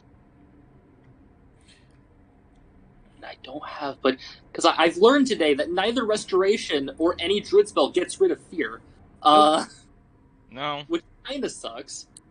You know what? Hold on. CR8, I can do that. Oh, damn! If I use Conjure Fae, Yeah. is any creature I summon they do magical damage by technicality, right? Because they're like an energy formed version. They're not the actual creature. For what spell? Summon Fae? It's Conjure Fae. They would be considered magical by disposition. Okay. It's CR6. I can summon a magical mammoth. Okay. On top of this hallway. on top of the ghost dragon. Okay. It falls right through. But it will still be taking damage. Well, both creatures are going to take Yeah, damage. they both from will. that. That's the goal. That mammoth is gonna fucking hate you. Well, it's not a real creature. The mammoth. I Oh, it's summon. not real. No, because it's just condensed energy that I made into a shape. Not like sentient. It's just a big creature. So as you are summoning it into the same space, give me a D10. If it's an even, it's your mammoth will take the damage. If it's an odd, the dragon will. One of the two will be forced out of the spot to move. That is a 10. Okay, so it's the mammoth. So, and that is going to be high damage because you're summoning it basically into it. So it's 41 points of basic bludgeoning damage coming to the mammoth as it appears within the dragon, or above the dragon and into it. Is it still alive? Mammoths have over 100 health. Wow. All right. So that means that it will be forced. I'll tell you what. Give you another. Even or odd. I don't care what dice you roll. Even it goes towards you guys. Odd it goes back towards the door. Touching the door may kill it. No, it's a door for it to go into the next room. Oh, well, we got even, so... So towards you. Alright, so the mammoth immediately gets shoved towards you and in front. So now you have a wall blocking you. Luckily, you have like 20 feet between you and the dragon. So you no longer have line of sight on the dragon. However, there's now also a mammoth blocking somewhat of the path. Yes, but the mammoth is buying time. True. Alright. Is that the end of your turn, Cats? Yeah. Okay. Well, this ghost is no longer seeing the dragon in sight, so it is no longer in fear. And thus, it's going to immediately turn and start attacking John Paul Henry. Oh, there was still a ghost alive? Man, I Yeah. kind of forgot about that. Does a 23 hit? You know, as a matter of fact, it does. Alright, you're going to take 12 points of necrotic damage. Half that. I need a con save. Is the 12 12 is already 6. halved? No, that's 6 is halved. Okay. And you said I need to make a con? Yep. 19 save? Alright, you're fine. You still take the damage, and that's it. Alright. It is going to use its second life drain on you. Does a 20 hit? 20 hits. Royce, Yeah. did you get the idea for the life drains from a certain fairy type gym leader? No, not in the slightest. You take 21 points of necrotic damage. No, the Obsidian Ghost automatically come with life drain. I know, I was just making a joke. No, I learned about these monsters recently when I was fucking with Cook. Please give me another con save. Oh, and half of 21 would be 10. Okay. Yeah, I got you. Because I kind of keep forgetting if it's a round up or a round up deal. Round It's up or always down? down. Always down. Yep. Okay. 10 damage and another con check. Does a 28 save me? Yeah, you're fine. Alright, that is the end of its turn.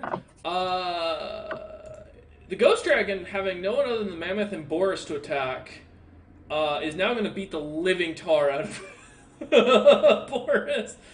Oh god, you Seth, or the bear is gonna die! Does a 14 hit Boris's AC? Nope. Okay, that's its bite, and then it's going to take its 2 claw attacks as a 24. 24 hits. Okay, you take Boris takes 12 points of necrotic damage. Okay. And the second claw, which is a 27. That hits. Alright, he takes another 19 points of necrotic damage. Okay. Boris is still kicking. I'd hope so. Okay, and that is... Oh, actually, since it's not moving, it's going to take a second action for its multi-attack. Alright. So that's 21 to hit Boris. Does not hit. Fuck. 17? Does not hit. Boris. 25! 25 does hit. Fucking this bear. 9 points of necrotic damage as the bear just continues to dodge the biting force of the dragon, but it starts to take the claws. If only Boris had his barbarian levels. Boris is a fucking tank. Matrix bear. He has monk levels instead now. Exactly. Alright, that is the end of the Ghost Dragon's turn. Due to that fact, John, Paul Henry, and Katz, as well as Vidoral, all give me con saving throws. We can't see it, can we? No, but this is just... Oh, wait, actually, John, Paul, you don't have to because you've already passed it. No, but it's just to see if you're still under the effect of the Frighten. Okay, give me a second. Natural 20 for 26. That There we go. succeeds. Okay, and then Katz. On save? Yep. It's another 10. You fail, unfortunately. You're still spooked by the spoopy Yeah, dragon. I don't really care because I'm a healer. I don't do much anyway. He's Alright. Being frightened changes literally nothing. Vidoral, you are up. You are no boy. longer frightened, so good news. Can I see the dragon? You cannot currently. There's a giant mammoth in between you and the dragon. Shit. Drop down, maybe you can look between the legs. You can climb under it. It is tall enough. Mammoths are, in fact, very big. If you're trying to outblast, you should be able to hit the dragon if you just like crouch on one side of the mammoth and just kind of. You'll have cover. I don't want to move. Well, too bad. You can kill them. You can We're kill still the ghost mammoth. kicking, so. There is one ghost kicking that's could just kill- kind you of could kill smacking. Kill the Yep. ghost. Leave me I the will dragon. kill It's the gonna be ghost. great. All right. This ghost is about to have a bad time. Okay. Let's see. I'm gonna Eldritch Blast it a couple times. Oh, okay. These are all at advantage. Well, okay, let's see if I get a natural Wow. 20. No, there's a 33 hit. Surprisingly, yes. Okay. 33 at 29. 8 force damage Okay. for the first one. Alright. Second, that'll be a 19. That hits. It's gonna be 7 force damage. Well, for how high you can hit, you really do not do high DPS. I'm getting like 2s and stuff. That's a 31 to hit. Yeah, that hits. You can't. That's 7 force damage. You can't roll low enough to miss this guy. I'm gonna say this. I'm gonna roll my advantage. You can right click the roll button so you can do it. The with roll advantage all in Yeah. one. Yeah. So you're okay. not doing that. 28 hits. 28. Yeah. Okay. Ghost. I've gone like 4 2s in a row. Are you kidding me? Listen, you're getting 31 to hit. Shut up. 7 force damage. All right. Is this still alive? Yeah, it's still standing. It's Okay, As I'm you gonna- keep launching shots at it, it seems to kind of take them and continue to stare at John Paul Henry. Okay. Since I'm not moving, I'm going to go ahead and use an action or an action again into 4 more attacks. You get 4. Fuck me. I do Yeah. get 4, God damn. all at advantage. So that's Well, because a it's because your Eldritch Blast has 4 things. Yeah. Yeah. It's like fucking worse than Magic Missile. Yeah, that hits. Okay. There What we are you go. talking about? It's just a 14 repeating force damage. crossbow. Okay. But it's it not as still bad as alive? Still Robot. standing, yeah. Okay. I'll let you know if you kill it. Don't worry. Okay. It's a 24. That hits.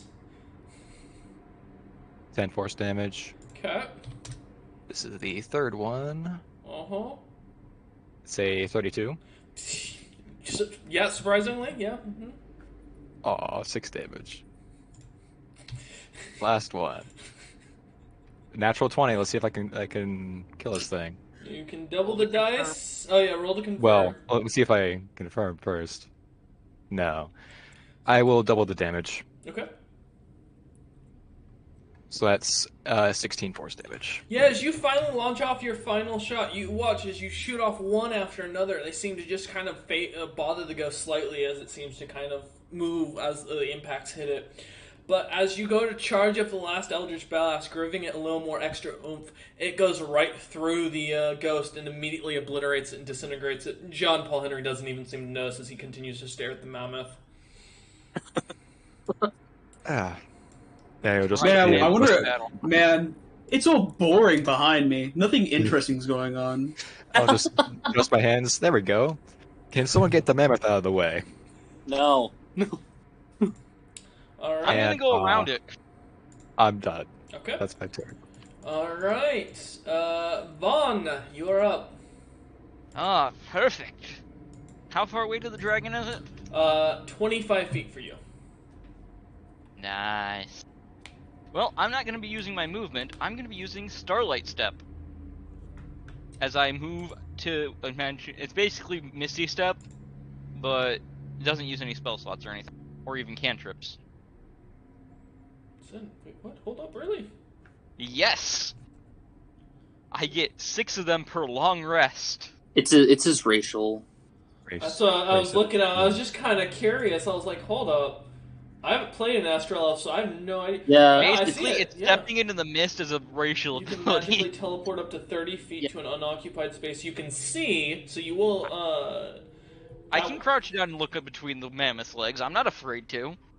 I wasn't stating you. I mean, there's nothing you don't, there. You don't really have to crouch that much, to be honest. Slightly bend over. These mammoths are rather large. Lean down a creatures. little bit, whoop, Yeah.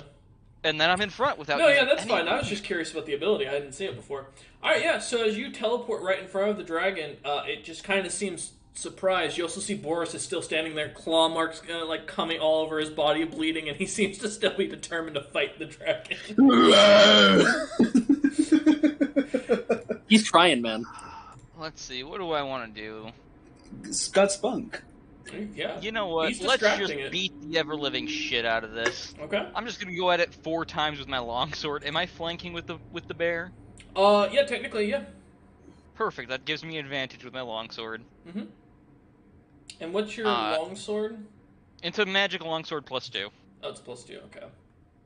Okay, I needed to remember what I told Grumpy to do, but okay, 27 for the first hit. It didn't work. 27 hits. And that is 14 slashing damage. Okay. For the second hit, that is a 26. That hits. That's 11 Okay. more damage. Count. 23. That hits. 13 more damage. And here's 4 for my first set of attacks. 27 That hits. for another 10 damage. Yeah, as you just start laying into this dragon, slicing at it, it seems you are doing damage as you're watching pieces of what looks to have been flesh of some sort kind of fall to the ground and dissipate from the dragon as you continue slicing at it. Yep, here goes another 4 since I haven't used my movement. Mm-hmm. 22 to hit. That hits. 11. And that robot was 19 fucking to bad. hit. That hits. 2, so 9 damage. Gotta remember that +7. Jeez. Alright. Oh, that's 15 to hit. Double 2s. Great. You fail on that one. I as you finally slice. miss a hit. Yep. And here's the last hit swing. That is 31 to hit. That It more hits. than made up. With Cameron, did you another- take Swordmaster? No, Did I not. did not. No, otherwise he'd be doubling his damage output. Otherwise, yeah, yes, I would be literally slaughtering this thing. Yeah, if Robot was here. All right, Oh, yeah. shut up. Yeah, Onion. robot ain't shit. As you slice into the dragon left and right, it roars and screams in pain, but it still seems to be standing I'm gonna pretty heavily. Take a quick action surge as well and cast a spell at it. Okay. I need an intelligence saving throw. Intelligence saving throw. That's 17. That fails. It takes psychic damage, and it's 12 psychic damage, and this is Mind Sliver, so the next saving throw it makes, before the end of my next turn, I get to minus a d4 from it. Okay. Oh, wait, Alright. sorry. Yeah, d4. There we go. All right. And Yeah. that'll end my turn. You watch as the dragon roars out across the entire dungeon, causing it to slightly vibrate in pain. John Paul Henry, you're up, my man. So, how heavy is a magic mammoth? Hunter, if you hurt my mammoth, The average not gonna- mammoth would weigh roughly 6 tons. Well over your lifting capacity. Not lift. And it that's was gonna be average more. mammoth. That is not considered some of the more traditional male sizes.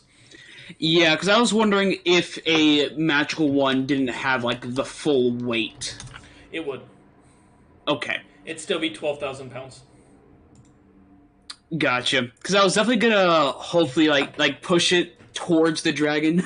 That's what the original plan was gonna be, if it was possible. No, But, dragon, come on, move. I mean, unless- you can stab it in the ass and try to get it to move, but it'd be moving on Kotz's turn. Yeah. All right. Because it goes at the end of Kotz's turn, so yeah. Does the mammoth take up the whole Yes. pathway? Yeah, you have to climb underneath it. You have about a good 7 feet clearance to get underneath it, but it is 20 feet long. Okay.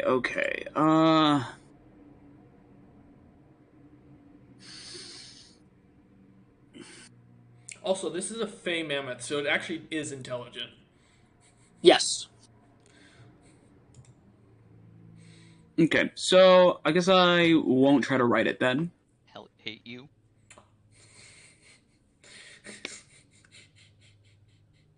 I love that writing it was one of the options. Alright. I mean, what else am I supposed to do? I can't even hit this dragon. No, it's there. You Like, have spells. I can hit it, but do no damage. You have spells, don't you? Not damaging ones. Oh, okay. Why would I have damaging spells? I'm Am I the enraged. only one that Keep in brought mind, I'm also enraged. Other than No. the freaking. The two casters have magic items. Don't worry.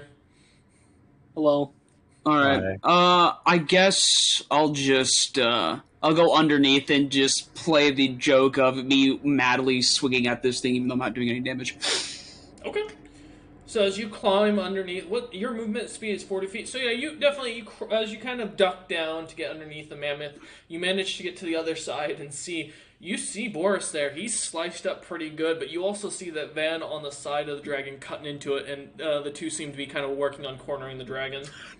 Good job, Boris. You're doing hell of work. Boris is tanking it from the face most of it, while Van's on the side cutting into it where the real damage can be made. Yep, Boris tanking it in. All right. And now there's another tank here. I will, just because I have nothing else to do and I want to roll, damn it, I'm going to roll to hit. Okay. If you get in the way, the mammoth can't do anything. The mammoth can attack over me. Big. Alright. Hold on, Let's you might have a spare go! weapon. Let's have the mammoth use its trunk on the weapon. Does a 29 hit? Yes. God. Yes, do nothing. You want to roll damage? Yes! Such a waste of time. So much Alright. nothing you're doing. 18 damage. Woo! Big numbers. As you slash at the dragon, it seems kind of ignore you for the most part. Still paying attention to Boris, who seems to be shouting at it and calling it a weak ninny of some sort in bear.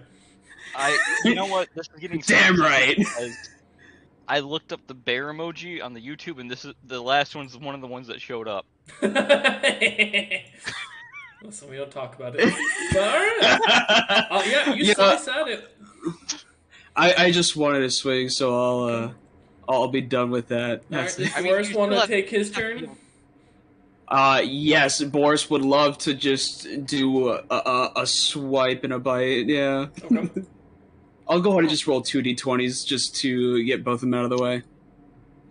Oh, Boris rolled a 1. Boris, Boris do you just killed die? himself.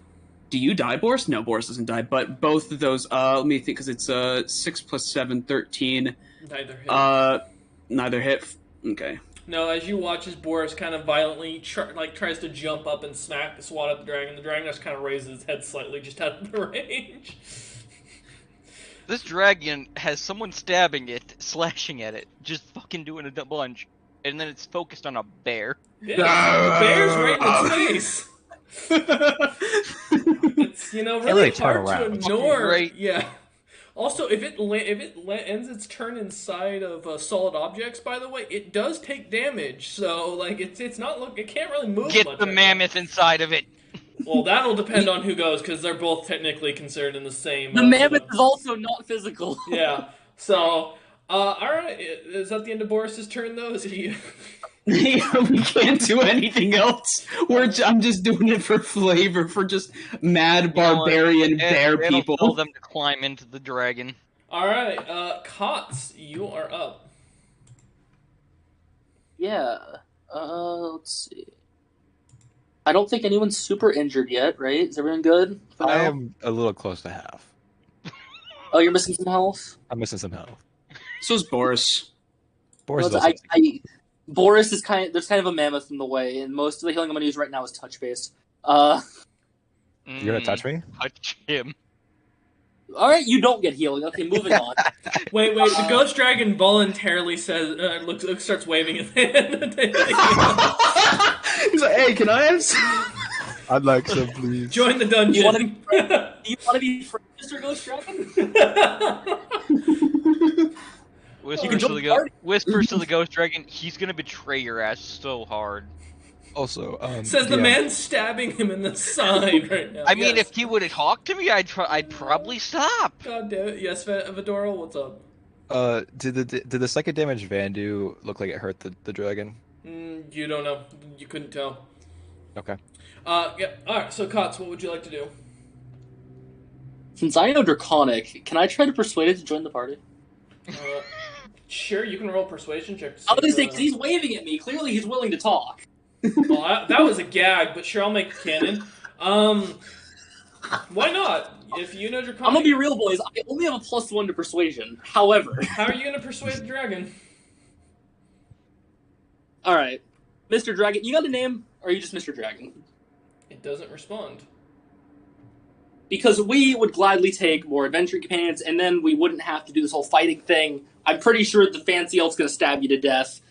However, I can always use more friends, and I'll gladly fully heal you. You know, he could rule the highest floor we get to. It'd be an upgrade from floor 1. Who said this was the guy who rules this floor? Don't be like that. You help us kill the monsters. We'll gladly make you the leader of whatever floor we kill up to. Give me a persuasion check. The 6. Do I lucky it, boys? Do I? Well, it got Nate for its insight. Oh, I'm being honest. I know. I'm not lying. Are you luckying it, or are you going to keep it at the 6? Dude, lucky it. No, don't. It's up to you. Right. I heard no. I won't. I said you should do it. Oh, fuck it. All right, yeah, sure. I don't think it's a good idea, but do you? That's a 12. It's better. The dragon kind of stops for a moment, kind of keeps its head a little raised so Boris can't swipe at it.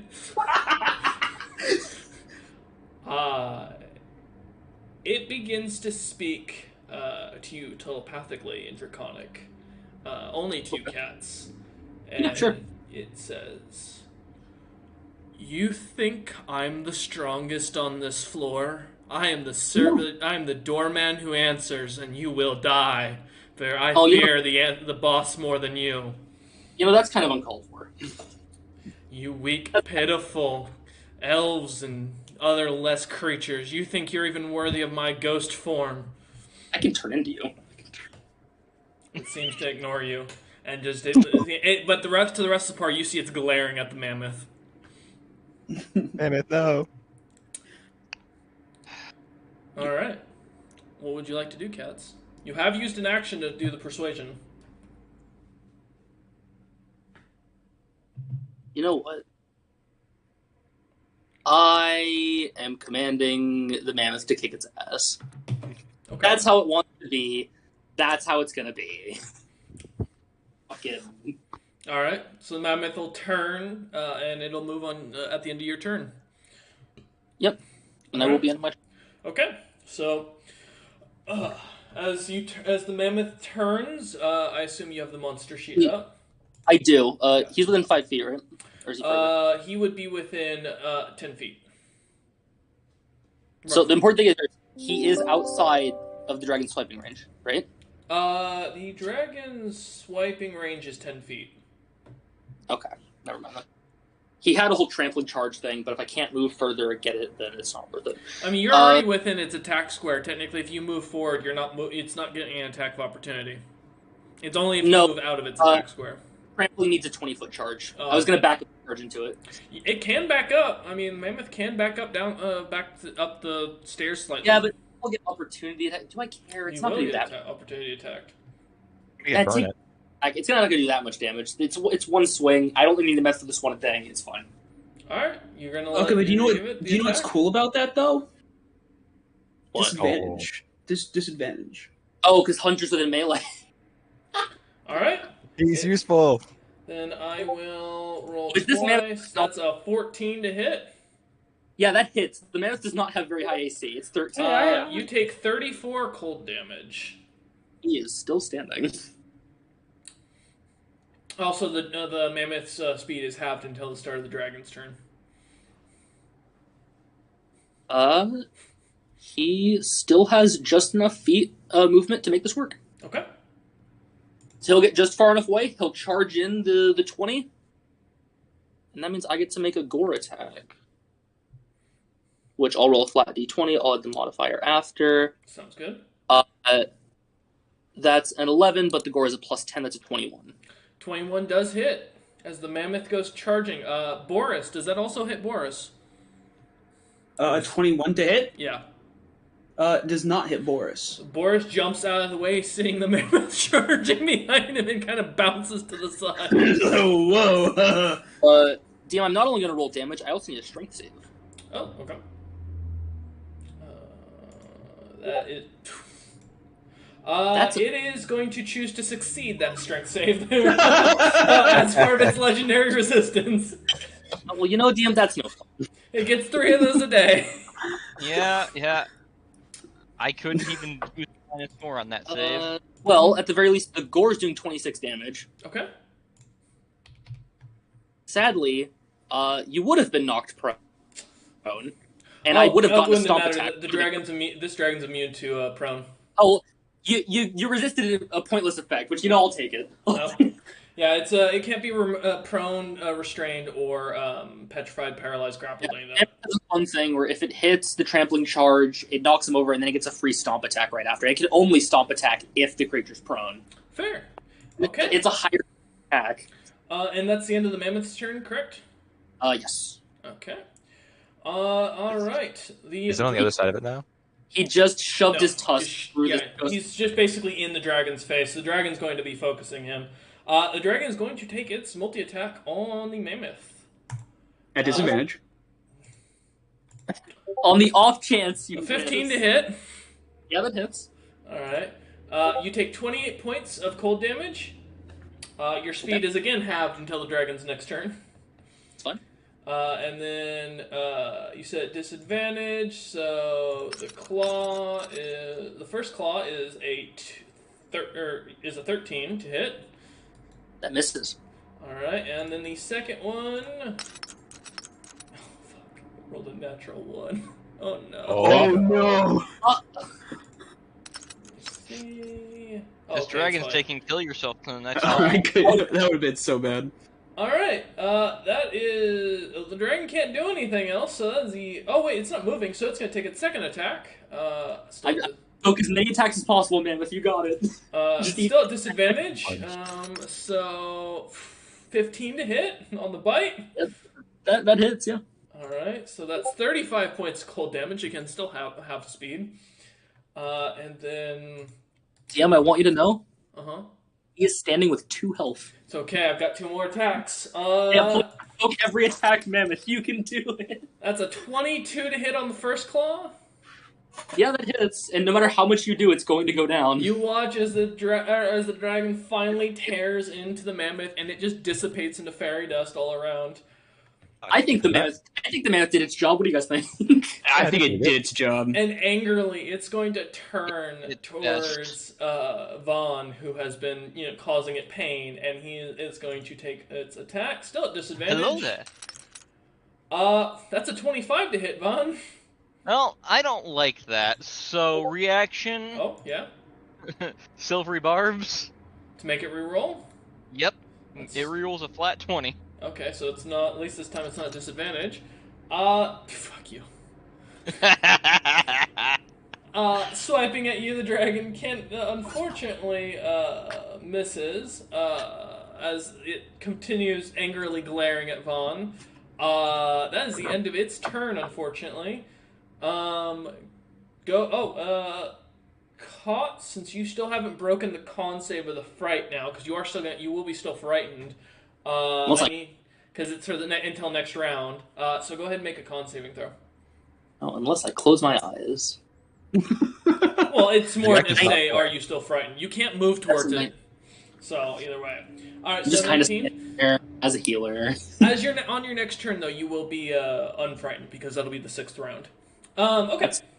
So, Vidoral, you are up. What would you like to do now that the mammoth is out of the way? You have open season. I can see it now. And you aren't frightened. All right. First, bonus action hex. Okay. So it's now hexed. All right. And now I'm gonna smack it a couple times. And by smack it, I imagine you mean Eldritch Blast. Yes. That's a 30. Yeah, that hits. Okay. You have to roll a 2 or a 1 to miss this dragon. That was 7 force damage, and I'll just roll. Yeah, I'll roll d6 now. 4. What is that again? Kind of damage is hex. Necrotic? Yeah, necrotic. Yeah. Okay. Do I have to roll that DM? Will it take damage? No, it doesn't take necrotic damage. Okay, I don't have to roll hex. Okay. All right. Second one. Two nat 20s. Oh my god. Whoa! Is it dead? I'm Oh, do gonna you want me to count that do as a confirm. How would you like to kill this dragon? it? I'd like to just. Blast his head off. I'm just gonna form all of these outer classes into a giant Kamehameha sort of thing and blast it down its throat. Eldritch As Blast! this dragon goes to turn and swipe at Von. Von dodges out of the way as nimbly as he can, seeing as Madoro's charging up a larger, combining Eldritch Blast, these horror... Ducks down, covers my head. Yeah, gray clouds that suddenly turn black, and like a little bits of purple electricity shoot off towards Cats and such. And immediately, as it's fully charged, shooting it forward, the dragon immediately turns as it sees and just watches as its head and all the way down to its throat are completely obliterated. The body drops to the ground and dissipates. And so, the party of Johnny Paul Henry kills the dragon. Thank you. Why are we party? Wait. Hold on. Well, for that, the only magic item you managed to find as you look around the room is a Rod of Lordly Might. You know what? If no one else wants that, I'll take it. As well as 306,000 GP. 306,000? Yo, just write those down in like chat and pen, and we'll just slowly add that number. Yeah, we'll decide later. Alright. Of Lordly Might. Let me look that up. Yeah. It turns into Oh, weapons. oops. Not the one that I wanted to post towards. Actually, I'm gonna pass it off to our great big beefcake of a bear. Yes, he can finally have a sword. You can hit things. You will have a magic weapon now. Have fun. Oh, the Rod of Lordly Might is the magic weapon? Yep. Yeah, it can turn into. Well, it it can starts as a non-weapon, but it turns into them as you click buttons. Yeah, Yeah. the first Oh. button. Is a sword, and you get to choose the sword type. So Yeah. Oh, we are it doing can the just be a magic XP. greatsword. You will get XP, whether or it- not you have the level. Okay. Rod. Yes! Oh, Hunter, you know the second button is a magic battle axe. As you slay the welcoming committee, the bodies dissipate, the ghosts dissipate, and now you are left in this room. Like I said, 100 feet long, about 20 feet wide. You see the doorway in front of you that is still standing there. And the four statues to either side, each representing some sort of dwarven king that's long since, died off and been forgotten.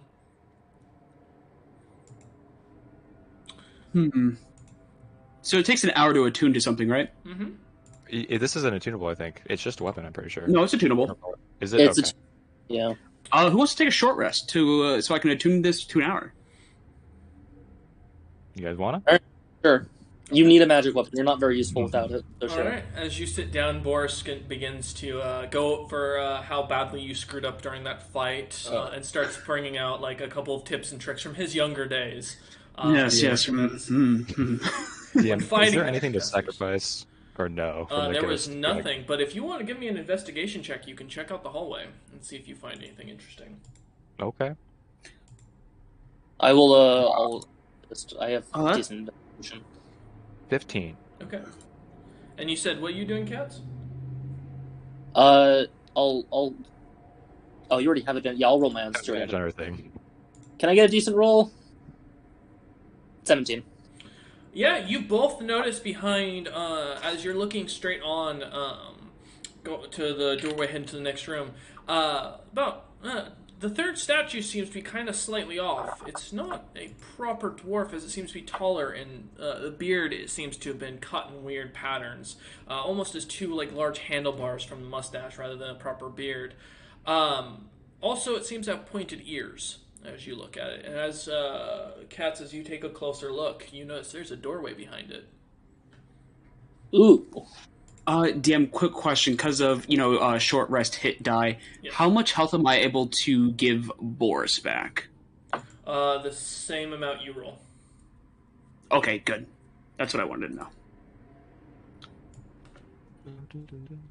And I rolled, well, how much? 36. 3, 4, 5, 6. I'm gonna offer everybody chocolates again while we're sort of just looking around and whatnot. Still not a chocolate guy. You know, hot take it. Does anybody take the chocolate? I'm just waiting. I don't know if chocolate's good for bears. No, I'm just waiting for the one time that he took like 5 points just to get the bag of chocolates. I don't trust it. No, I didn't. I spent my points on my shield, my sword, and my armor. I don't believe you didn't make a deal with DM. I know you're colluding. I can confirm he did not use anything to get the bag of chocolates. No. It does not ease my mind that he does not have the bag of chocolates. I mean, that's on you to decide. Like, I'm just letting you know that I'm telling you factually he did not use any points or anything It's to get the fine. bag of DM, chocolates. you know why Cats isn't eating chocolate. That's fair. There's- And Vidora, you said you weren't taking any?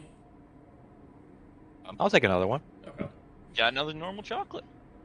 Again, you know, as you pop this one out and take a bite of it, your pseudo dragon seems to reappear on your shoulder. Oh, You're hey, back. that's some nice chocolates. Thanks. The dragons always come back for the nougat.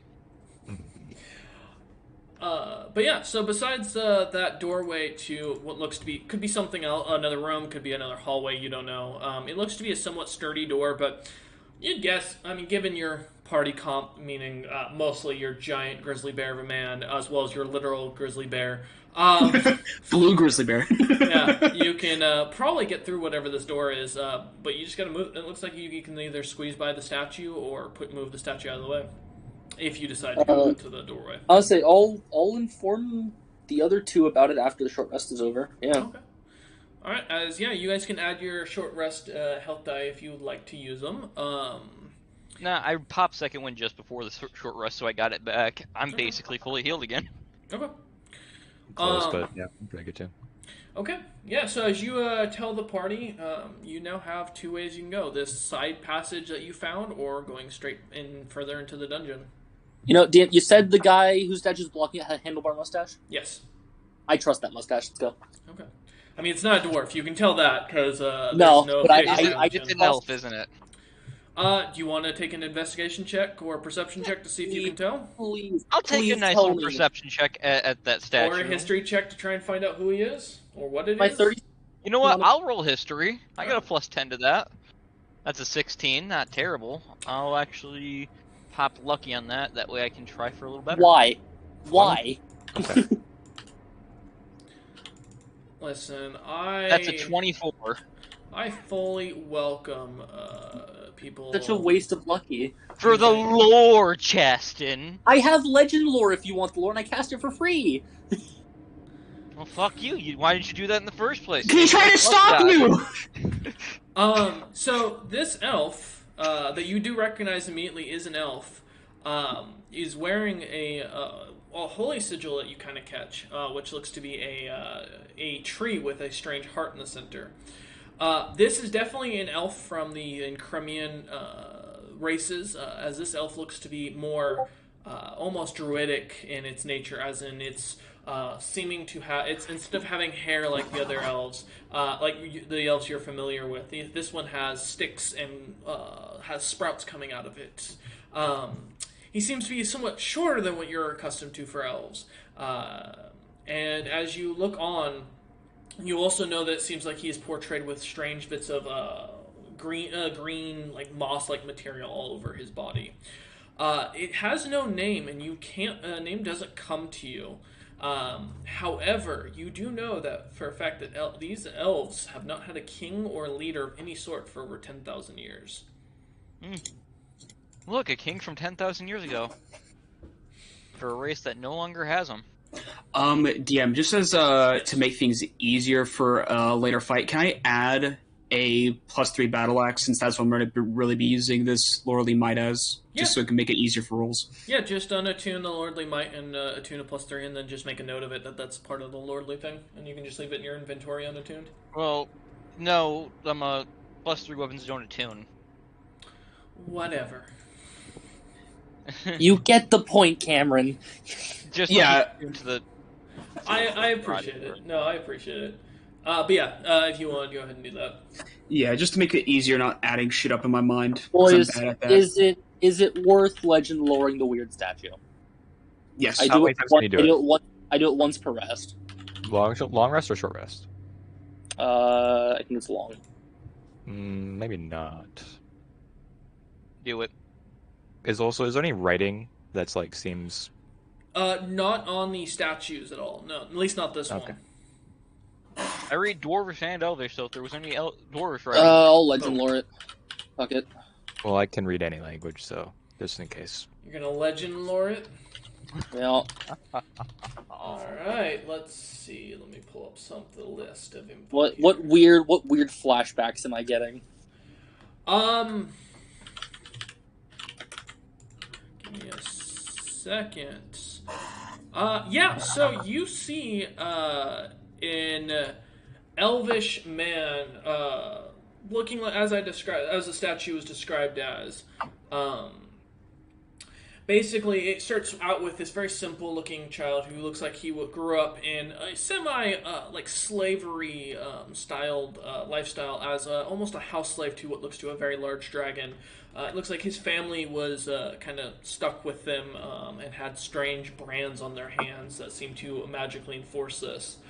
The vision jumps forward a little bit.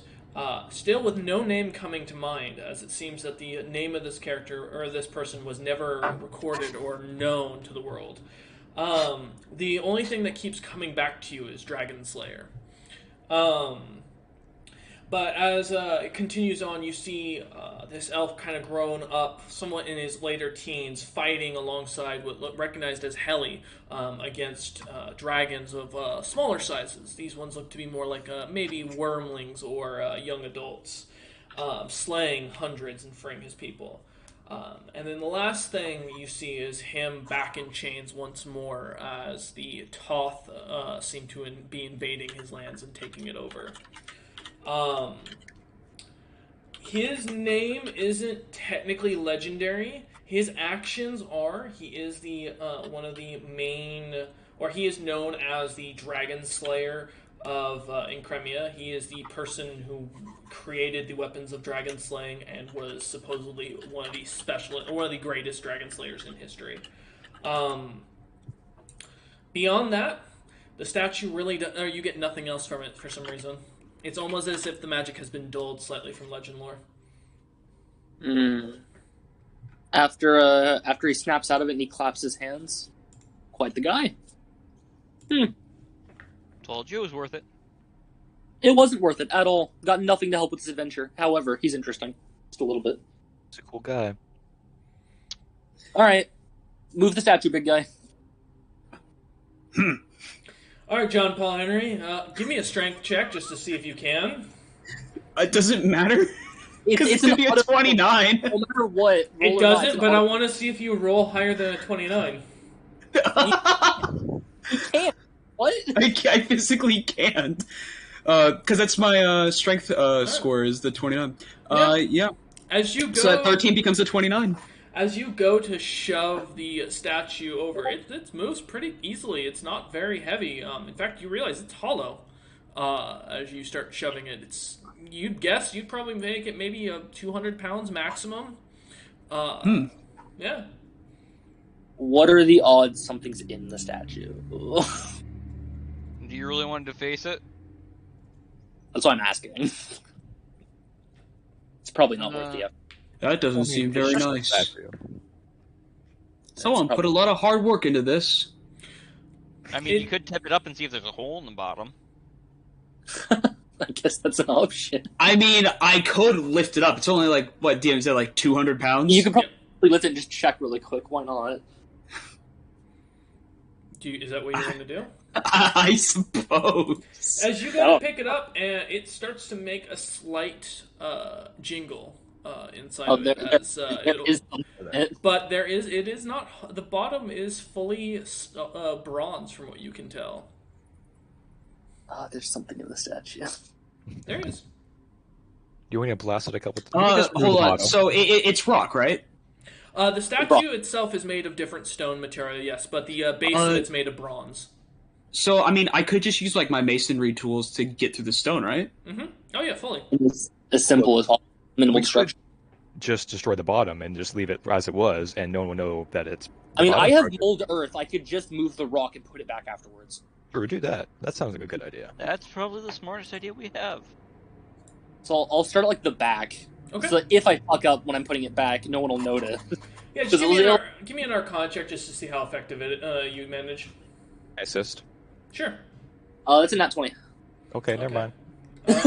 Yeah, so Could as not- you go to cast, kind of getting behind it as Johnny Paul Henry sets it down, kind of climbing behind it. You get to where the cloak on the back of it is, and you see the like draconic rune on it that's not magical. It just seems to have been carved into it. And as you start to use mold earth, the statue splits apart, and there's a little golden key on a string that seems to be in the center of the statue that seems to move around every time it's jostled. Now, before I touch it, the Yeah. string, is it just kind of hanging from the top? No magical writing, no. No, the key seems to have a little crystal in the end of it that's not glowing, and the string itself just looks to be, some sort of thin leather that seems to be holding the key there. I'll say I'm talking about where the string attaches the top. Oh, to the it's magic- as you look into it, as you poke your head in, you can see there's just a little hook at the top of the head of the inside of the statue where the string is. All right, I'll just take it off the hook then. Okay. As you pull the leather off, you get a small leather strip, and the key you immediately sense doesn't have any magic from it. And then I'll do my best to use that my roll to put the parts back in place to reform the statue. Yeah, it comes back together perfectly. It looks like as if no one's ever touched the statue. And I lift up the key for the other party members to see. Well done. Nice. You can add 1 gold key to your other belongings. Okay. Any mention in that dude's past of a chest or something? Oh no, he was the legendary dragon slayer. Just well known for making the dragon slaying weapons. Cool. Maybe they're hidden in a chest Uh, somewhere. Is that the key to the door? Is it? Does the door have a lock? As you look at it, it's got a doorknob and a lock on it, but you haven't tested the door to see if it's unlocked. I'll try to open the door first without messing with the key. Yeah, as you go to turn the knob, it fully clicks. Oh. Maybe I'll just push that. Oh. Do I try the key in case it's like a magic trap? Yes. I just thought about that. Yeah, I'll use the key. Key fit. As the key goes in, it does not fit all the way. Okay. It's too Yeah, small. I'll just pop the door open then. Okay. As soon as you do, I need a dex save from everyone at disadvantage. Save. Do I just normalize it since I have advantage? Sure. Yeah, that's how it works. Well, that's a. Is this That's a- 16. Ouch. Is this a? Oh, it's a dex save. Probably not. It is. Oh, Dex. 14. I'm gonna use It a also down evens roll up- on that.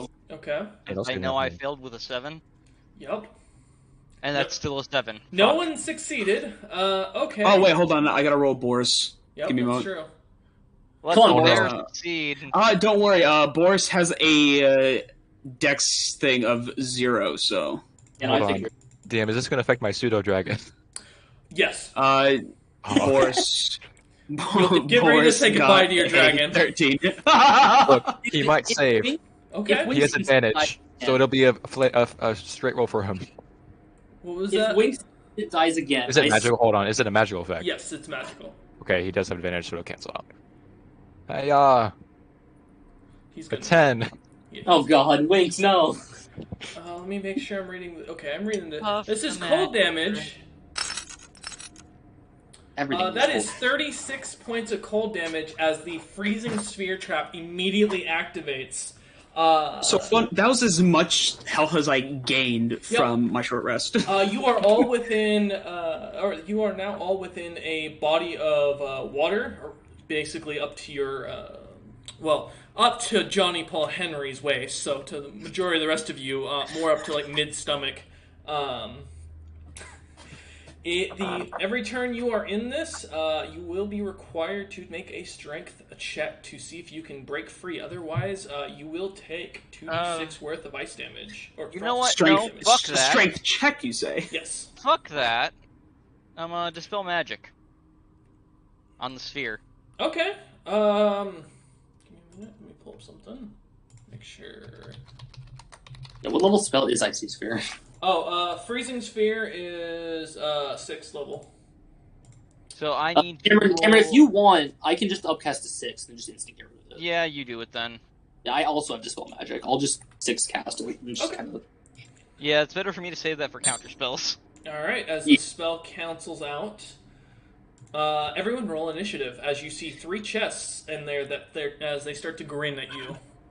I Always... tried to roll advantage last time, but here we go. Hey, 22. I rolled double twos. Are you kidding me? Okay. 21. Alright. Don't worry, Grumpy, I rolled 1 and a 4 at advantage. I'm here with you. Don't worry. Vaughn, you are up first as you see the 3 smiling chests staring at you. How close together are they? All within... Oh, actually... Yeah, let me describe the room a little bit as a DM. You know, it might help. As you walk into this narrow, small hallway, the hallway into the room is 10 feet beyond the door, and then it opens up to about a 15 by 15 by 15 foot room. Each of the mimics are within 5 feet of each other. They are, assuming, because of the fact that Katz was at the front, and would have taken the brunt of that freezing sphere, but they would be from you, Van, about 25 feet in front of you. 20 feet to move to get in within 5 feet of range, though. And the room is just solid, solid stone. I want to do. Well, I'm not gonna move. Let's see if they're very jumpy today. Sacred Flame on the one that is in the middle. Okay. I need a deck save. That's a 9. That is 23 damage Okay. to that one, and then let's see if they're smart. Mind Sliver on the same one. Intelligence saving throw? Yep. No, they're not, but that's a 16.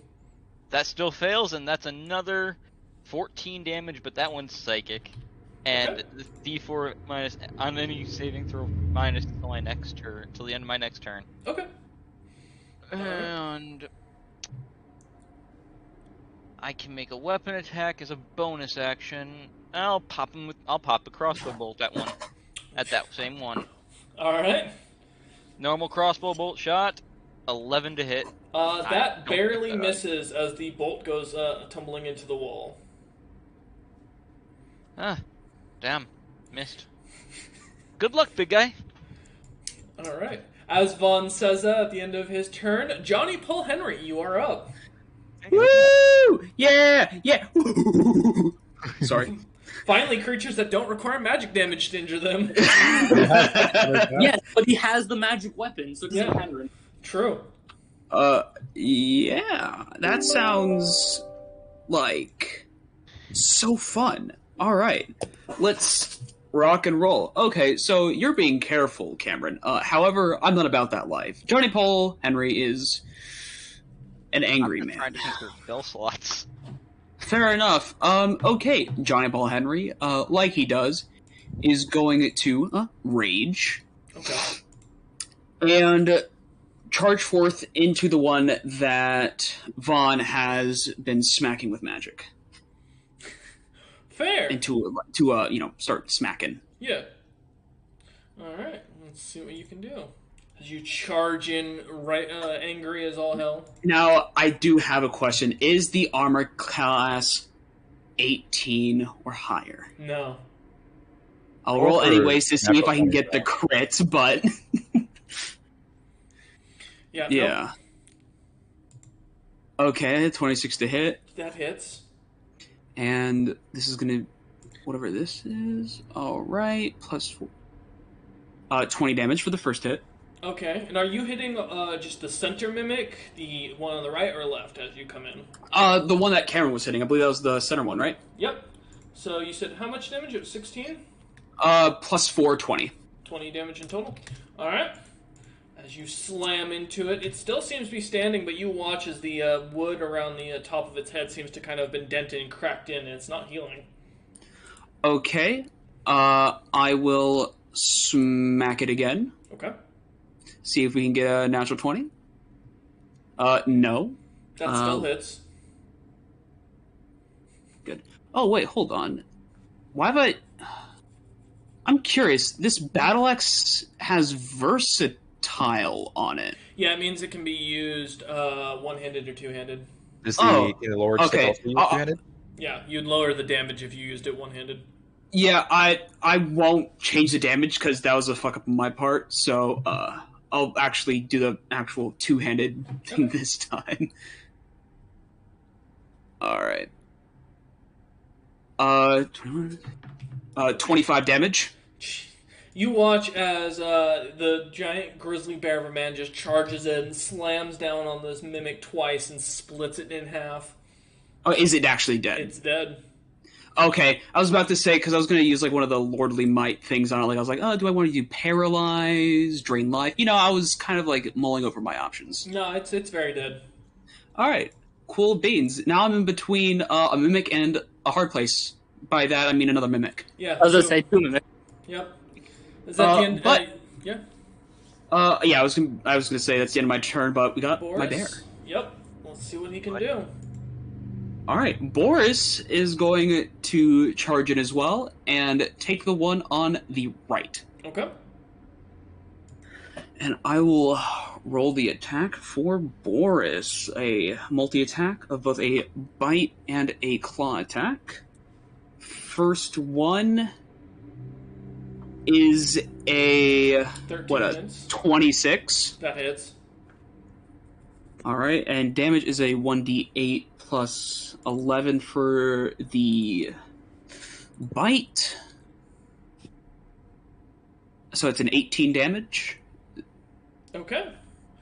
And for the claw attack, let's roll another d20. Does a 15 hit. 15 hits. And that's 2d6 plus 11. What's that, 17? 17 hits. And that's Damage. Damage? Okay. And that's it for Boris. Okay. Yeah, as Boris goes charging and slamming into the giant mimic, biting and tearing at it, Mimic takes the damage and seems to still be standing. No obvious dents or damage to the creature. Okay. Nice. That the end of Boris's turn?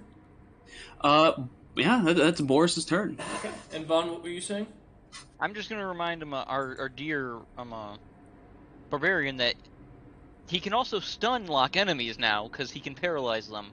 True. What did I He was what did just I say about? Because I killed it. I was just making sure. I just want to remind you. he said it out loud. He knows. And you said that, with your ability, what ability is it again, John Paul Henry, that causes them to be at disadvantage for attacks? So that would be my. It's my third thing for totemic attunement. For having a third thing into bear totem. While I'm raging, any hostile creature within 5 feet of me has a disadvantage on attack rolls against targets other than me. Okay, so it's all okay. Well, cool. It's going to attack you and has advantage due to the flanking. So it's going to try and bite at you. Let's see if it can manage. Does a 24 hit? A 24 hits. All right, you take the first bite from this. 9 points of piercing damage. Now, I'll take it this time, but is it flanking because the bear's in between me and the other one? The bear is not in between you and the other one. There's not enough. It would have to. The bear would be flanked if it was going to be in between the two of you. Okay. So the shape of the room, to give you an idea, is and all. Yeah, because I'm just curious. Because like I said, the walk room right between them. Yeah. So with mimic here and a mimic here. Give me a second. And then the assumption is this. So copy that. So the assumption is something along the lines of this.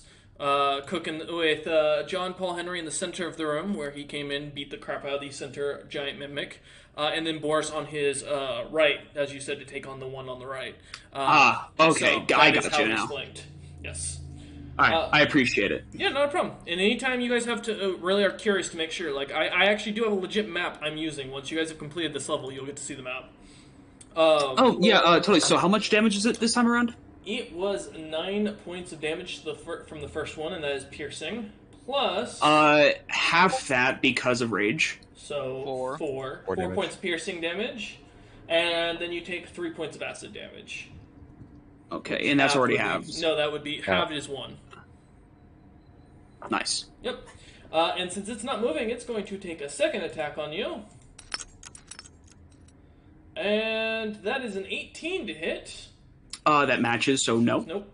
Alright, and that is the end of its turn as it can't do anything else. That mimic is very much dead. And the second mimic will be at disadvantage because it's going to be taking a bite out of Boris. Boris, no. It rolled a natural 1. Let's see if I can confirm. Don't be excited. This isn't the strong monster yet. I know. I definitely know there's gonna be something stronger. Yep. That's its first attack, and now it is going to take its second attack on Boris. Still at disadvantage. Come on, there we go. That is a 12 to hit. No, sir. God damn it. Alright, well, that mimic is out of its turn. Cots, you are up. Still back at the entrance to that hallway. Or into In the room. distance. Yeah. In the distance, there it is. 10 feet behind poor John Paul Henry. Yeet him. Smack him around. What do you? And so want me John to do? Paul Henry, with his mighty axe, felled the first enemy. You know what? I'm going to summon a friend for John Paul Henry. Okay, remember the room is Is it only a- 15 by 15 by 15. So another Oh, mammoth. Is it another No, bear? it's not. No, it's not a bear. It's neither. Okay. You're missing out on an opportunity to give put a fey bear next to a werebear next to a blue bear. God damn it. That's the different spell, Cameron. To summon one. Alright, what would you like to do, Cops? This is. Are you roboting for anybody else? He's roboting Cheston. Yeah, also. Oh Justin. god, robots infected chest. And Hush. You know what? Screw you. There you go, okay. Now you're back.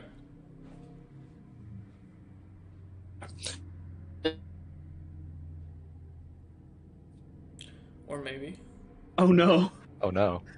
I don't know if there's a storm over us right now. I don't. Did the hurricane come back for Chaston him? tried to rejoin. I Did think. the hurricane from earlier in the month turn around and come back for his ass? Shut up, Cameron. You good, Cheston? Oh no. There. Yeah, there. Kind of. I'm just gonna give it a minute. There you Yep, go. you're Yeah, good. You're fine. We're good. Okay. Yeah. Because I was trying. Dude, it robots every time you're trying. I'm not like I'd like to make fun of it, but I'm not like This is legitimately. just sad. This is unfortunate. That's awful. Let's see. You might have to. I don't know if something's going on around your internet, man, but yeah, if you want to check real quick.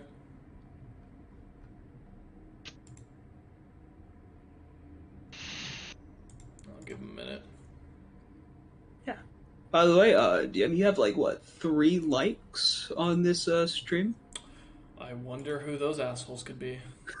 Fine. Oh, also, DM, I Yeah. forgot to roll for concentration on Hex from the ice damage. Okay. I'm gonna do that real quick. Is 14 good enough just to hold concentration? Let me look up something. That real quick. wouldn't. No, because. No, 'cause it did more damage, 36 right? Damage. Okay, so Hex is gone. You were Man. 2 out of the concentration range. Dang it. Yes, dude, he is correct. There There you go. Hello. I hate my life. Why? What happened?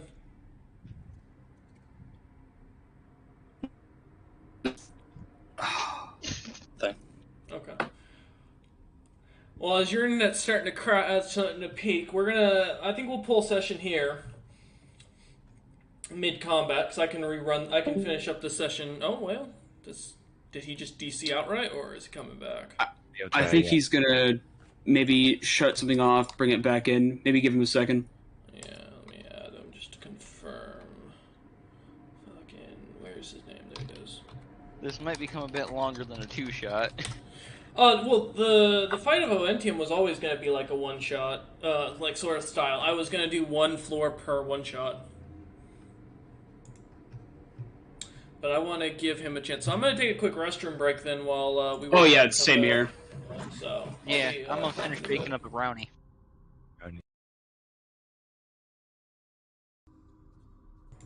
I'll leave my Discord audio going, so if y'all say anything, just keep that in mind.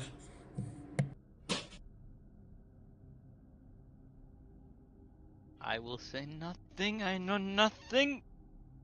You know nothing. Oh, I know plenty of things, but nothing I'm allowed to share. That was a lot of XP. for one Yes, it time. was. Did you level up? Not quite. Almost. Maybe this mimic pipe probably won't. No, but if Maybe we the get next some items we can utilize, I'll be happy. Yeah. I have no attunables. Man, I'm sad the ghost dragon dissipated. He's gonna sacrifice that thing. All right, anybody still here? Yeah, All right. just discussing how I have no attunables either.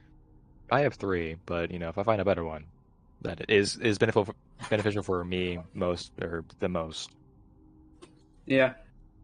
I mean, I'm glad I was able to. Oh man, that Laurel It's mod nice. is definitely very useful. I finally what? have a magic weapon. Plus 18 to hit something, or plus 18 Yes, to hit I have right a plus 18 to hit. now? Justin, are you there? I don't know. Am I? Yes. It sounds Yes, like you you're are. here. You sound clear. Would you have to turn off? I didn't turn off anything.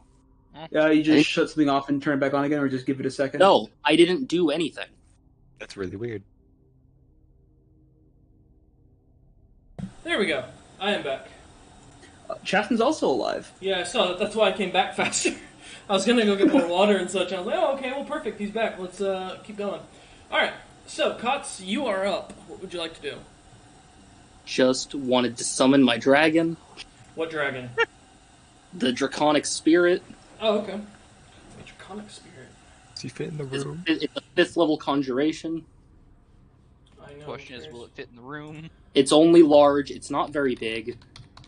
What do you mean? Oh, I'm looking up the. Oh, draconic. Well, I know draconic shard. Wait, what are you talking about? There's a 5th level spell called Summon Draconic Spirit. I used it in Wolf's one shot. It's a great spell. It's a Fizzband spell. That explains why I don't know it, because I didn't pay attention much to Fizzben's spells. Let me check. Let me look.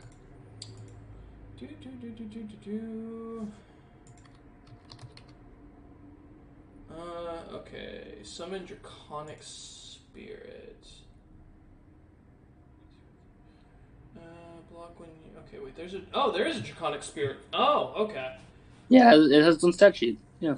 Did not know that, because it didn't pull up in the monster thing, so it's kind of stupid that they wouldn't put it in the monster thing.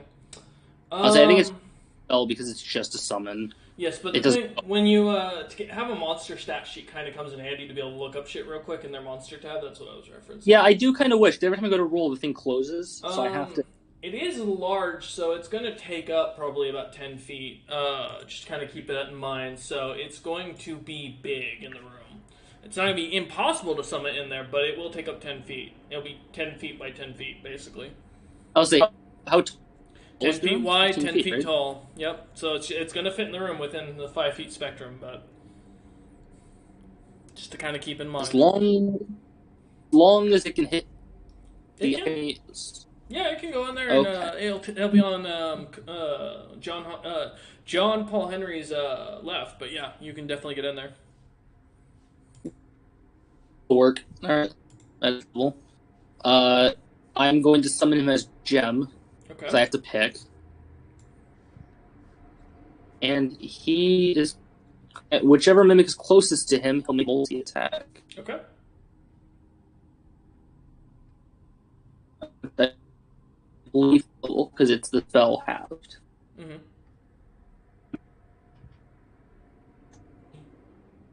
19, 24 to hit. It's without modifier. Yeah. Yeah, that hits. 16. 16 points. Okay. Well, 16 to hit. I rolled because it's a multi-attack. Oh, okay. You're rolling all the attacks. I'm rolling the 2 swings he makes at once. You've got to speak very slowly. Your internet's still cutting out, so I'm kind of piecing together what you're saying. So you're saying you're rolling all his multi-attack first, correct? Those were both of his hits, yes. Okay. So yes, 16 does hit, correct. Both hits hit. Okay. The damage I'm going to roll has a +9 to each. I'll roll 2d6 at once. Okay. So that would be 22. Okay.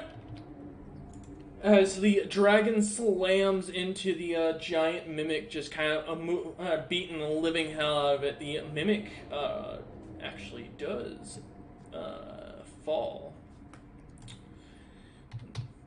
As it does, perfect. I need everyone to give me a dex saving throw. Yes, outside the room. Yes. Those outside the room get advantage, those inside the room gets a disadvantage.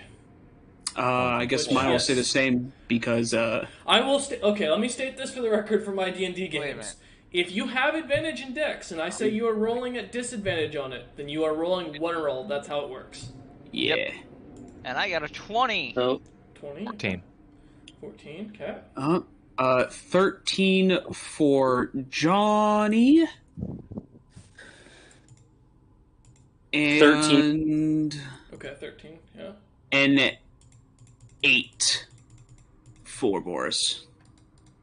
Everyone minus Van, yet again, fail. You will be taking Holy shit. 43 points of fire damage as the delayed fireball goes off at the end, at the death of that mimic. Set to that. Let's go. Okay. 21. What's half of that? 21. 43, 21. Okay. Yeah. And you... I think we're all getting pretty hurt here. Don't worry. There's probably another one on the other one. Yeah, as that mimic collapses, you watch as the little magical rune in the that's in the center of its mouth suddenly that pops out kind of disintegrate to the ground. All right. To mention, the dragon shard will go at the end of your turn each time, Cots. So. Okay. Quick question. The one that was just killed, was that the one that I was fighting or one that was on someone's own? That was the one that you had not hit yet. Gotcha. Yes. However, the dragon's turn is not over. Nope.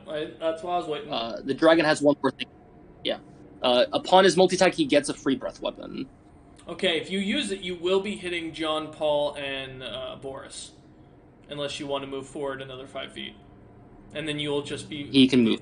Because it's a cone effect, so you will hit Boris no matter what. Hunter is Boris willing. It's not a ton of damage. It's 2d6. Boris can take a hit. He's a man. Hopefully Boris took his 43 points of fire damage. Boris did. Okay. This is a 2d6 of force after you make your what kind of save is it? Dex save. So it's dex save? Okay. It is a dex save. Well, that's a 15 for the That's match. a fail. I'll roll the dex save for Boris. 14. Ouch. Sadly, the save DC is a 19. All right. Roll up your damage. 8 force damage. Okay. You know, for how much the melee does, the breath doesn't do much. It's supposed to be a chaser just to wipe out the last bits of HP. As the mimic survives on 1 HP. Did it take the fire damage, by the way? Huh? Did it take the fire damage, by the way? Yeah, I did. Okay. That's why it's on 1 HP. Yeah, it continues to stand. The side bits are charred. The mimic looks to be in very bad shape, but it's still standing and still drooling. I wonder if it also has a little spell thing in its mouth. That is the It question. does. Is that the end of your turn, Cots? Well, Kotz hasn't moved. Correct. He I did cast have- that one spell, though. I have a cantrip attack. I could try to kill it. You could. I'll go for a shot, sure. Okay. This is Thorn Whip. So let's see. That is an 18 to hit. That hits. That is 10 damage. Okay, let me just find something. Uh-oh. Okay. I need everyone to make another dex save. Those in the room at disadvantage, those in the outside the room with advantage. You know, Cameron has counterspell. All right, Boris. Sorry, I do, but you're John gonna be dealing rolled a with it 19. You know what? So, Okay. I will counterspell that. Oh. What level are you casting counterspell? 5th level. If I remember right, you will have to roll for it. It's a D20 plus his spellcasting modifier. Yeah. Yeah, because you're not casting it high enough. So. Which- Foresight. So I do have this advantage would on it. be, yeah, so the DC is going to be, let me find it, 17. Does it subtract with casting at 5th level? No. Higher level? No. The Okay. DC is just equal to 10 plus the spell level for anything over Okay. 4th level. Okay. I'll roll 2 You have d20s. Good So, chance. I've told you what the DC is, to be fair. Oh, I rolled a 5 and a 3. Yeah, so it's a 10. Yeah, that fails. You Okay. do not I get the rolled DC to 21 for my counter- save. Alright, so I will still need Vidoral's dex save. Yep, I got you. Also, John, don't forget Boris. Yep, I was gonna wait to do that. Boris rolls a 17. Okay. That is a, of course that happens. Roll 15 to 16. A 20. Okay, so that means that Boris and Johnny are the only two who fail. The others take half damage. So that will be another 12. Well, Boris also takes half damage. Because rage. Half of the damage because of rage. Yes. Wait, Boris is raging? Boris does not have barbarian spells, unfortunately. Or is not a barbarian. Yeah, but He is he's legit no, a he means bear. John Paul Henry. It takes half damage. Oh, I see. Oh, yeah. Yeah, he mixes the characters up. It's okay. Yeah, you know, they might as well be the So same. that is 25 points of damage and 50 to everyone who failed and is not resistant. 25 for those who are resistant or To succeeded. 12. Hunter, you Ow, take 12. I've been knocked down quite a bit. Well, no, because Boris took. There you No. go. I love taking 12 damage instead of 50. But as the mimics drop, that ends the combat there. For loot, roll what you guys find as you look about. Oh, fucking all right. What do we get? Let me copy and paste this real quick. So, whew, okay. What is this? This is Also, if we that plan one. on taking any form of long rest, this might be a room to do it in since we can easily blockade it. Yeah, Boris ain't doing too hot. Well, don't worry, Yeah, we because this might- will be the end of the session for today. I'm not gonna, Nice. but Let's I'm see gonna what add we the get. items here for what you got. And then I'll add up the XP as well, so you guys can keep track of that. Because y'all found a lot of fucking items. Dude, I want you to know, I'm at a level and all I get is a specialty in Rogue. You know, it's good though. It's good to know that we're actually getting XP because the ones who took a dip in Yes, levels it is are going to benefit greatly from this. Yep. Yeah, but I only took a single level. But it's also dip. good that some of us didn't, so that there was at least some level 20s to, you know, Help. do a little bit more. Yeah. Thank you for your sacrifice. The two tanky people took level 20. Oh, you're level 22. Yeah. Yeah, Van's also level 20. Alright. And then let me add the XP onto that other one. Save that. So the inventory is on the pinned message. And then the fight. I know you guys are going to be really relieved for this XP, so here, let me help with that 2100 XP that you got. 2100. Oh my god. It turns out killing a few Okay. more. That great. Alright. I passed it.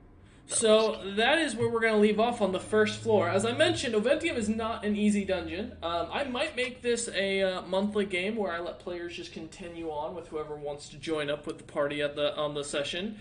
Because this has 100 levels and they haven't made it past the first hallway of the first floor.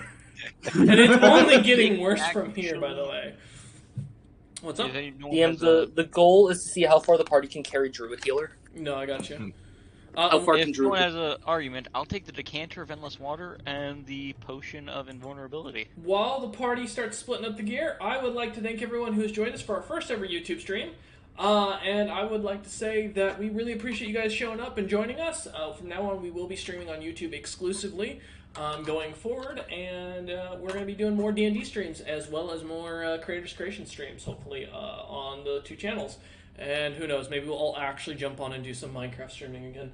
But either way, thank you all for watching. We hope you've enjoyed our content, and let's go ahead and hopefully watch the boys roll natural 20s next time, or fail to do so. Otherwise, thank you all, and have a